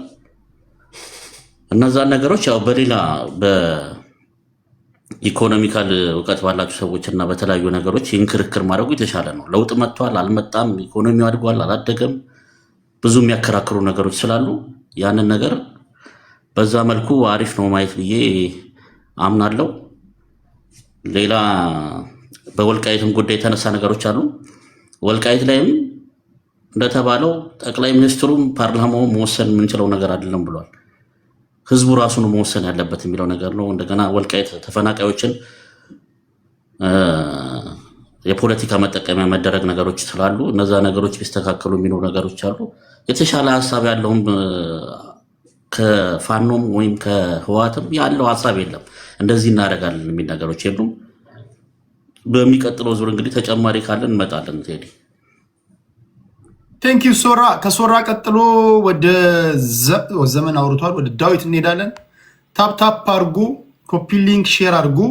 ቴዲ ሐዋሳ የቴሌግራም ቻናል ላይ ጥያቄ ጠይቄያቸዋለሁ። ሰዎች እየመለሱ ነው። መጨረሻ ላይ አነባለሁ። በዛውም ቤተሰቡ ነው። የዛሬውን የጠቅላይ ሚኒስትር አብይ አህመድን የፓርላማ ንግግር እንዴት አያችሁት? ደስ ያላችሁን ኮመንት ጻፉ። ቢያንስ በጨዋነት ግብአት እንዲሆነን በእውቀት የተሞላ ቢሆን ይመረጣል። መጨረሻ ላይ ስማችሁን እየጠራው መልሼ ለእናንተ ማነብ ይሆናል። ቴዲ ሐዋሳ የቴሌግራም ቻናል ላይ እዛ ላይ ሄዳችሁ ነው ይሄ የምታደርጉት። የተሳሳተ ቻናል ላይ እንዳትሄዱ። 8 ዳዊት 8 ደቂቃ አለ ወንድሜ። ጤና ይስጥልኝ ቴዲ ሐዋሳ። ለመጀመሪያ ጊዜ ነው ቤት የምመጣው እና ሚኒሊክንና አዲስን በአጋጣሚ ፎሎ አድርጌ ነው የመጣሁት። አንተንም ፎሎ አድርጌ ያለው ሐዋሳ ተምሬ ያለው እንትኑን ግን ምንድነው የጠቅላይ ሚኒስቴሩን ንግግር አሁን ነው በወፍ በረር እየሰማሁት የነበረው። ሰምቼዋለሁ፣ ግን ምናልባት ሪካፕ እንዳደረገው 1 ወይም 30 ሰከንድ ወስደህ እንደገና እንትኑን ሃይላይት ብትሰጠኝ የቶፒክን ከይቅርታ ጋር። ጀስት ዛሬ ነው ጆይን ያደረኩ ለመጀመሪያ ጊዜ ማለት ነው። እሺ ፖለቲከኞች የእናንተ ስራ ነው፣ የእኔ ስራ አይደለም። ማድመጥ አለባችሁ። ፋኖ መግለጫ አመራሮች መግለጫ ሲሰጡ ማድመጥ አለባችሁ። ፖለቲከኞች ከሆናችሁ ፖለቲካ ያለበት ቦታ ላይ ሁሉ መገኘት የእናንተ ስራ ነው። ሌሎቹ ያወሩና ከነሱ ሰምተ ትሄድበታለህ። እንደኔ የሁለት ረጅም ነው። ምኑን ከምኑ እኔ በሰጠሁ ላይ መስጠትም ፌር አይሆንም። ምክንያቱም እንትኑ ምንድነው ስለምን እየተወያየ እንዳለ የሚያወቅ አይመስለኝም። ስለ ዛሬ ፓርላማ ብሎ ጠቅላይ ሚኒስትሩ ምላሽ ላይ ነው ሰምተዋል። ይኸውና 2 ሰዓት ይፈጃል። አይተኸው ማክሲመም እስከ 2 ሰዓት እንቆያለን ተስፋ አድርጋለሁ። ምተ ፕሬየርስ ታደርጋለች። ኦኬ እሺ፣ ባጭሩ ስላስገባኝ አመሰግናለሁ። ሌላ ጊዜ በጣም ብዙ ጊዜ ስለሚኖረን ዛሬ ተናገርኩም አልተናገርኩም ብዙ ዲፍረንስ አይኖረውም። አመሰግናለሁ። ሌላ ጊዜ እመጣለሁ። ቴዲ ሐዋሳ። እሺ ስትገቡ የዕለቱ የመወያያ አጀንዳ የጠቅላይ ሚኒስትሩን የዛሬ የህዝብ ተወካዮች ምክር ቤት ውሎ ነው የምታዩት። 5ኛ ዓመት 10ኛ መደበኛ ጉባኤያቸውን አስመልክቶ ንግግር አድርገዋልና የእናንተ እይታ እንዴት ነው የሚለውን ነው። የ2 ሰዓት ከምናምን ንግግር ነው። ብዙ ነገር ዳሷል። እሱ ነው እየተወያዩ ያሉት። እሺ ከሱ ቀጥሎ መሄደው ወደ ዋንጋሪ ነው። አይ ቲንክ ሁላችሁም ደርሷችኋል። ወደ ሁለተኛው ዙር ነው የምንሄደው። ዋንጋሪ እሺ 8 ደቂቃ አለ ወንድሜ። ኦኬ ቴንክ ዩ። እንግዲህ እኔ አሁን ቅድም ወንድማችን አዲስ ስለ ግድቡ ገንዘብ ስለ ትራምፕ የተሰጠውን ከዚህ በፊት ይሄን ብሏል። በጣም የሚገርም ነገር ነው። አሁን የህዳሴ ግድብ ለኢትዮጵያውያን ማስረጃ ያስፈልገዋል። የኢትዮጵያን ህዝብ የሰራው ለመሆኑ ይጠፋናል። 10% ከህዝብ 80% ከንግድ ባንክ ተከፍሎ በወልድ የተሰራ መሆኑን አናውቅም። እንዲያው ዶክተር አብይን መክሰስ ስላለብን ሻዕቢያና የአማራ ፋኖ ታግሎ ዶክተር አብይን ሲታገሉ እንደ መስማት የሚቀፍ ነገር የለም። በእውነት በጣም ያሳዝናል። ዶክተር አብይን አውርደህ ነገ ጧት አዲስ ጠቅላይ ሚኒስትር ሁን፣ ተደራጅተህ ስርዓት ያለው ፓርቲ መስርተህ ለጠቅላይ ሚኒስትርነት ታገል። ቁጭ ብሎ ግን 24 ሰዓት አብይ እያሉ ሲሳደቡ መኖር ፖለቲካ አይደለም። ይህን ራሳችንን ማዘመን አለብን። አዲስ ፓርቲ አቋቁመ ጠቅላይ ሚኒስትር እንድትሆን እንመኘው። አማራጭ ኃይል ሆነና ተደራጅተህ ሀሳብ አደራጅተህ አሸናፊ ኃይል ሆነና የህዳሴ ግድብ ለኢትዮጵያውያን ማስረጃ የሚቀርበው ኤርትራዊ ምስክርነት ይሁን። በጣም አሳዛኝ ነገር ነው በእውነት። እንግዲህ ምንድን ነው ዶክተር አብይ የተናገሩት ብለን ስንወስድ በዚህ ረገድ ምንም ሐሰት የለውም። የኢትዮጵያ ህዝብ ያዋጣው 12% 20% ነው። አብዛኛው በንግድ ባንክ የተከፈለው 89-88% የተከፈለው ከኢትዮጵያ ንግድ ባንክ ነው የተከፈለው። ይሄም ማለት የኢትዮጵያ ህዝብ ነው ሀብቱ። ይሄንን ኢትዮጵያውያን ይጠፋናል ተብሎ አይመለስም። እጅግ ባይዘው በሳል የመደመር ፖሊሲው ዛሬ በዩናይትድ ኔሽንስ ሴክሬታሪ አንቶኒዮ ጉተሬስ ለትራምፕ ምክር ሲሰጡ ትራምፕ ሆይ ከዩናይትድ ኔሽንስ ወጣው ከምናምን ወጣው ብለህ አትበል፣ ይልቅ የመደመር ፖሊሲን የዶክተር አብይንም አቅጣጫ ተከተል ተብሎ ለትራምፕ አንቶኒዮ ጉተሬስ ዛሬ ምክር ሰጥተዋል። ሰውየው የራሱን አማራጭ አቅርቦ ለኢትዮጵያ ሊደርሺፕ ስታይል ጽፎ መጽሐፍ ጽፎ መንገዱን አሳይቶ አገር እየመራ ነው። አገር እናፈርሳለን የሚሉ ደግሞ ተደራጅተው የሱን አመራር ለማፍረስ 24 ሰዓት እየሰሩ ነው። ይህንን በተጨባጭ በ8 ዓመት ጊዜ ውስጥ ከውስጥ የቀጋ ሆነውበት ሲወጉ የነበሩ የውጭ ኃይል ባንዳዎች አሁን ደግሞ ከኤርትራ ጋር ተማምነው የኤርትራን ራይት ጀስቲፋይ ለማድረግ ይመጣሉ። የትግራይን መጋዘኖች፣ ቤቶች ስለመንቀሉ እኮ ዶክተር ዳንኤል የሚመራው የሰብአዊ መብትና የውጭ ጉዳይ የውጭ ድርጅት አብረው ተልከው ታዘው ሪፖርት አቅርበዋል እኮ። ይህን እኮ በግልጽ የዓለም አቀፍ ተቋምና የዶክተር ዳንኤል የሚመራው የኢትዮጵያ ሰብአዊ መብት ኮሚሽን እንትን ሪፖርት ያቀረበበትን ጉዳይ የኤርትራ ሰራዊት የትግራይ ፋብሪካ አልነቀለም ብሎ የሚከራከር ኢትዮጵያዊ እንደማየት የሚያምን ነገር የለውም። ዶክተር አብይ ዛሬ ይናገረው ትላንት አይናገረው እውነቱ ፋክቱ ነበር አልነበረም ነው። አንድም ሰው ኤርትራ አላደረገም የሚል ክርክር አሰማም። አብይ ዋሽቷል። ለምን? መደረጉን መሸፈን ስለሚፈልግ። ለምን? ሻዕቢያ አሁን ለጽምዶ የተሰጠው አመራር የሻዕቢያ መንግስት ትግራይ ውስጥ የፈጸመውን የጄኖሳይድ ወንጀል እንዳይነገር ስለከለከለ መመሪያ ስለሰጠ። እንዲህ አይነት የአማራ ትግል ፋኖ የሚያካሄድ ሰው እንደመስማት የሚያምን ነገር የለም። ዶክተር አብይ አሁን ተናገረው አልተናገረው ፋክቱ ኦን ዘ ግራውንድ የትግራውያን ሴቶችን የፈጸመው 70% በጥናት የተረጋገጠ ሂውማን ራይት ኮሚሽን ያረጋገጠው ሪፖርቱ በዓለም አቀፍ ተቋማት የተረጋገጠ ዜና ላይ የወጣ ነው። ይህንን ልንከደው አይችልም። መንግስት ሁሉም ነገር የሚገልጽበት ወቅትና ሁኔታዎች አሉ። ይሄ እኮ ግልጽ ነገር እኮ ነው። መንግስት ዝም ብሎ ሁሉ ነገር መቼም እያንዳንዱ ነገር እያወጣ እንትን አይልም። ይሄን ስል አሁን ምንድነው የቀይ ባህርን ጉዳይ ስላነሳ ነው ወይ ከኤርትራ ጋር ወደ ጸብ ሄዳችሁበት የቀይ ባህር ጉዳይ ነው የሚለውን ሲያብራራ ኖ ፋክቱ ይሄ አይደለም። መኮራረፍ የጀመረው ከዚህ ጊዜ ጀምሮ ነው። ጨመረ። ፕሪቶሪያው ስምምነት ሲፈጸም የበለጠ አኮረፈ። ኢትዮጵያ ደግሞ ከቀይ ባህር የተወገደችበት ቴሪቶሪያል ኢንቴግሪቲዋ ከህግ አግባብ የሄደበት በተለይ አሰብን ስልጣን ያልነበረው ትራንዚሽናል ገቨርንመንት አሳልፎ የሰጠበት በሸፍጥ የተሰጠውን መብት ወደ ቀይ ባህር መውጣት አለበት ለኔ ትሬት ነው ብሎ ሲመጣ ደግሞ ማንም እኮ አሰብ አላለም እኮ። ሶማሌላንድ ሲጠራ አቤት የሚል ሶማሊያ ሄዶ ሲጠራ አቤት የሚል ኢትዮጵያ ወደ ቀይ ባህር ልትወጣ አይገባም የሚል የምቀኝነት የውጭ ፖሊሲ የሚያራምድ ጥያቄ ነው አቤት ብሎ የመጣው። ይሄን ይካዳል። አሁን ይሄን ለኢትዮጵያውያኖች ማስረዳት አይከብድም? አያሳዝንም? ይሄ እንደተጠበቀ ሆኖ ዛሬ የቀረቡ በአጠቃላይ የኢኮኖሚክ ሪፎርሙ የኢትዮጵያን ኢኮኖሚ የሚያንገታግቱት ግራንድ የማክሮ ፖሊሲዎች አቅርቦ የተፈተሸበት አይደለም። ኢኮኖሚው አላደገም፣ ግሽበቱን አልቀነሰም። ማን ነው ግሽበቱን ሲጨምር የነበረው? ኮንትሮባንድ ሲነግድ የነበረው ኢንፎርማል ገንዘብን እየደጎመ ዶላርን ምንዛሬ እየጨመረ የሚሰራው ማን ነው? ኢኮኖሚውን ይህንን ኑሮ ውድነቱ ከጀርባ ሆኖ የዚህን መንግስት ቅቡልነት ፍሮም ዴይ ዋን አብይ የአረብን ጉድፈቻ አድርገዋል እስከ ማለት የውሸት ፋብሪኬሽን የሚሰራበት ከወንድም ከአገር ውስጥ ከውጭ አገር እንዲህ አይነት አያዋጣም። ይሄ ፖለቲካ አይደለም፣ ሐሜት ነው። ሐሜት ፖለቲካ አይደለም። የምትወዱት ማህበረሰብ ካለ ተደራጅ፣ ፓርቲ አቋቁም፣ ሀሳብ አማራጭ ይዘና። ማማት ፖለቲካ አይደለም። ፖለቲካ አማራጭ ኃይል ሆነ ስትቀርብ ነው። አንድ የቤትን የቲክቶክ ፕላትፎርም በሰላም መምራት የማትችል ስትሰዳደብ የምትውል ሰው የሀገር መሪ በዚህ ሌቭል መሳደብ ፖለቲካ አይደለም። የእውቀት አይደለም፣ ድፍረትም አይደለም፣ ስልጣኔም አይደለም፣ ሲቪሊቲም አይደለም። ይሄ ፖለቲካ የምትሰራው ለአማራ ህዝብ የምትቆረቆር ከሆነ በእርግጥ አንድ ሰሞን ኢሬቻ ተብሎ በኦሮምኛ ሲዘፈን የነበረው ዘፈን ይዘቱን ብትሰማው ሲጨፍርበት የነበረው እንዲህ አይነት ሰው መጥቶን በዚህ ሌቭል አገር የሚመራ ያውም ዶክተር አብይ ይችን አገር ሲረከባት የነበረው የአገር ዕዳ ህወሓት ያስረከበው የአገር ዕዳ ህወሓት የዘረጋው የከፋፍለ ግዛ በጣት ሰው ግዛ ስለ መንግስት መመሰረት ሳይሆን ስለ መንግስት ማፍረስ እንጂ ስለ መንግስት መስራትን ያልመሰረተን ያንን በጣት ሰው አልፎ የራሱ ህይወት አደጋ ላይ የነበረ መከላከያው ባለበት ተመቶ ባጭሩን አረፋ ነው ተብሎ ፋኖን ከኋላ ሲያደራጁበት ከመከላከያን ከፋኖ ከመከላከያ ተሰማርቶ መከላከያን ከኋላ ወቅቶ ጥቁር ክላሽ እየዘረፈ ይህን ሁላ ታግሎ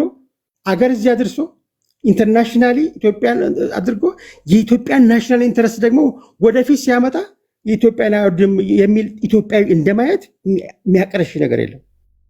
የዚህ ስሎት ፖለቲክስ በፋክት ነገሮችን መካድ አያስፈልግም። ማንም መንግስት ዲፕሎማሲ ሲሰራ ዋይ ሊደርስ ላይ የሚል መጽሐፍን አንበብ። በዚህ አጋጣሚ ልጋብዝህ። ሊደርስ አንዳንድ ነገሮችን የሚናገሩበት ትራምፕ ለአባይ ለግድብ ገንዘብ ሰጥቻለሁ እያለ የሚቀባጥረው ለዛ ነው፣ ያን ስለሚያደርግ ነው። አንዳንድ ጊዜ ነገሮችን ወይ ግሎባሊ ወይ ማወቅ ነው ወይም ደግሞ ጀቴ ፖለቲካ ማቆም ነው። አሉሽ ፖለቲካ ማቆም ነው። ፖለቲካ ይሄን አይደለም። አትሊስት ከኤርትራውያኖች የምወድላቸው የሻዕቢያ መንግስት ሀገር በነፃነት ስም ሀገር ናበት ይገባል። እኔ አቋማቸውን ደግፋልችን የሚያምርብን ግን ወደ ኤርትራውያን በዚህ አጋጣሚ ኤርትራውያኖች የሚያምርብን አብሮ ማደግ የሚያምርብን የኛ የኢትዮጵያ ብልጽግና የኤርትራ ብልጽግና መሆኑን ማረጋገጥ፣ የኤርትራ ሰላም የኢትዮጵያ ሰላም ዋስትና መሆኑን ማረጋገጥ የሚያምር ወደንም ጠላንም ተፈጥሯችን አብረን ነው የምናድገው፣ አብረን ነው የምንወድቀውም ተያይዘው አብረን ነው። የምቀኝነት ፖለቲካ እናቁም፣ አብረን እናድግ። የሰጦ መቀበል ጥያቄ ቀርቦላችኋል፣ ተቀበሉ። እምቢ ካላችሁ ገፍቶ ይመጣል ጥያቄው። ጨርሻለሁ። ቴንክ ዩ። በጣም ብዙ የላካችሁ የሻዕቢያ ደጋፊዎች አላችሁ። እኔ ስነ ምግባራቸው የተመቸኝም ብቻ ነው የማስገባው። ሁሉም ከዚህም ከኛም ወገን ሁሉም ጨዋ አይደለም፣ ሁሉም ጋጥ ወጥ አይደለም። አንዳንዶቻቸው ልካችሁ ባትቆዩ አላስገባችሁም፣ ቢኮዝ ጋጥ ወጥ ስለሆናችሁ። እኔ እዚህ የተቀመጥነው ጋጥ ወጥ ለማወያየት አይደለም፣ አድማጭ እያደመጠን ነው። ሰው ከመላካችሁ በፊት ጨዋ መሆናችሁን እርግጠኛ ሆኑ። አንዳንዶቻችሁ ጨዋዎች ልካችኋል፣ እስኪወርዱ መጠበቅ አለባችሁ። ጋጥ ወጥ ግን ሲያምርህ ይቀራል። እኔ ባለፍኩበት እኔ በምገኝበት ቦታ እንዳትገኝ ፕሊስ። እንትናችሁ ይንገራችሁ እንጂ እኔ አስገብቼ እንትን ከምላችሁ ፕሊስ አትላኩ። ጋጠወጥ እንዳትልክ ፕሊስ፣ በማርያም እያየዋችሁ ስለሆነ ነው። እሺ ከዋንጋሪ ቀጥሎ ወደ አያና እንሄዳለን።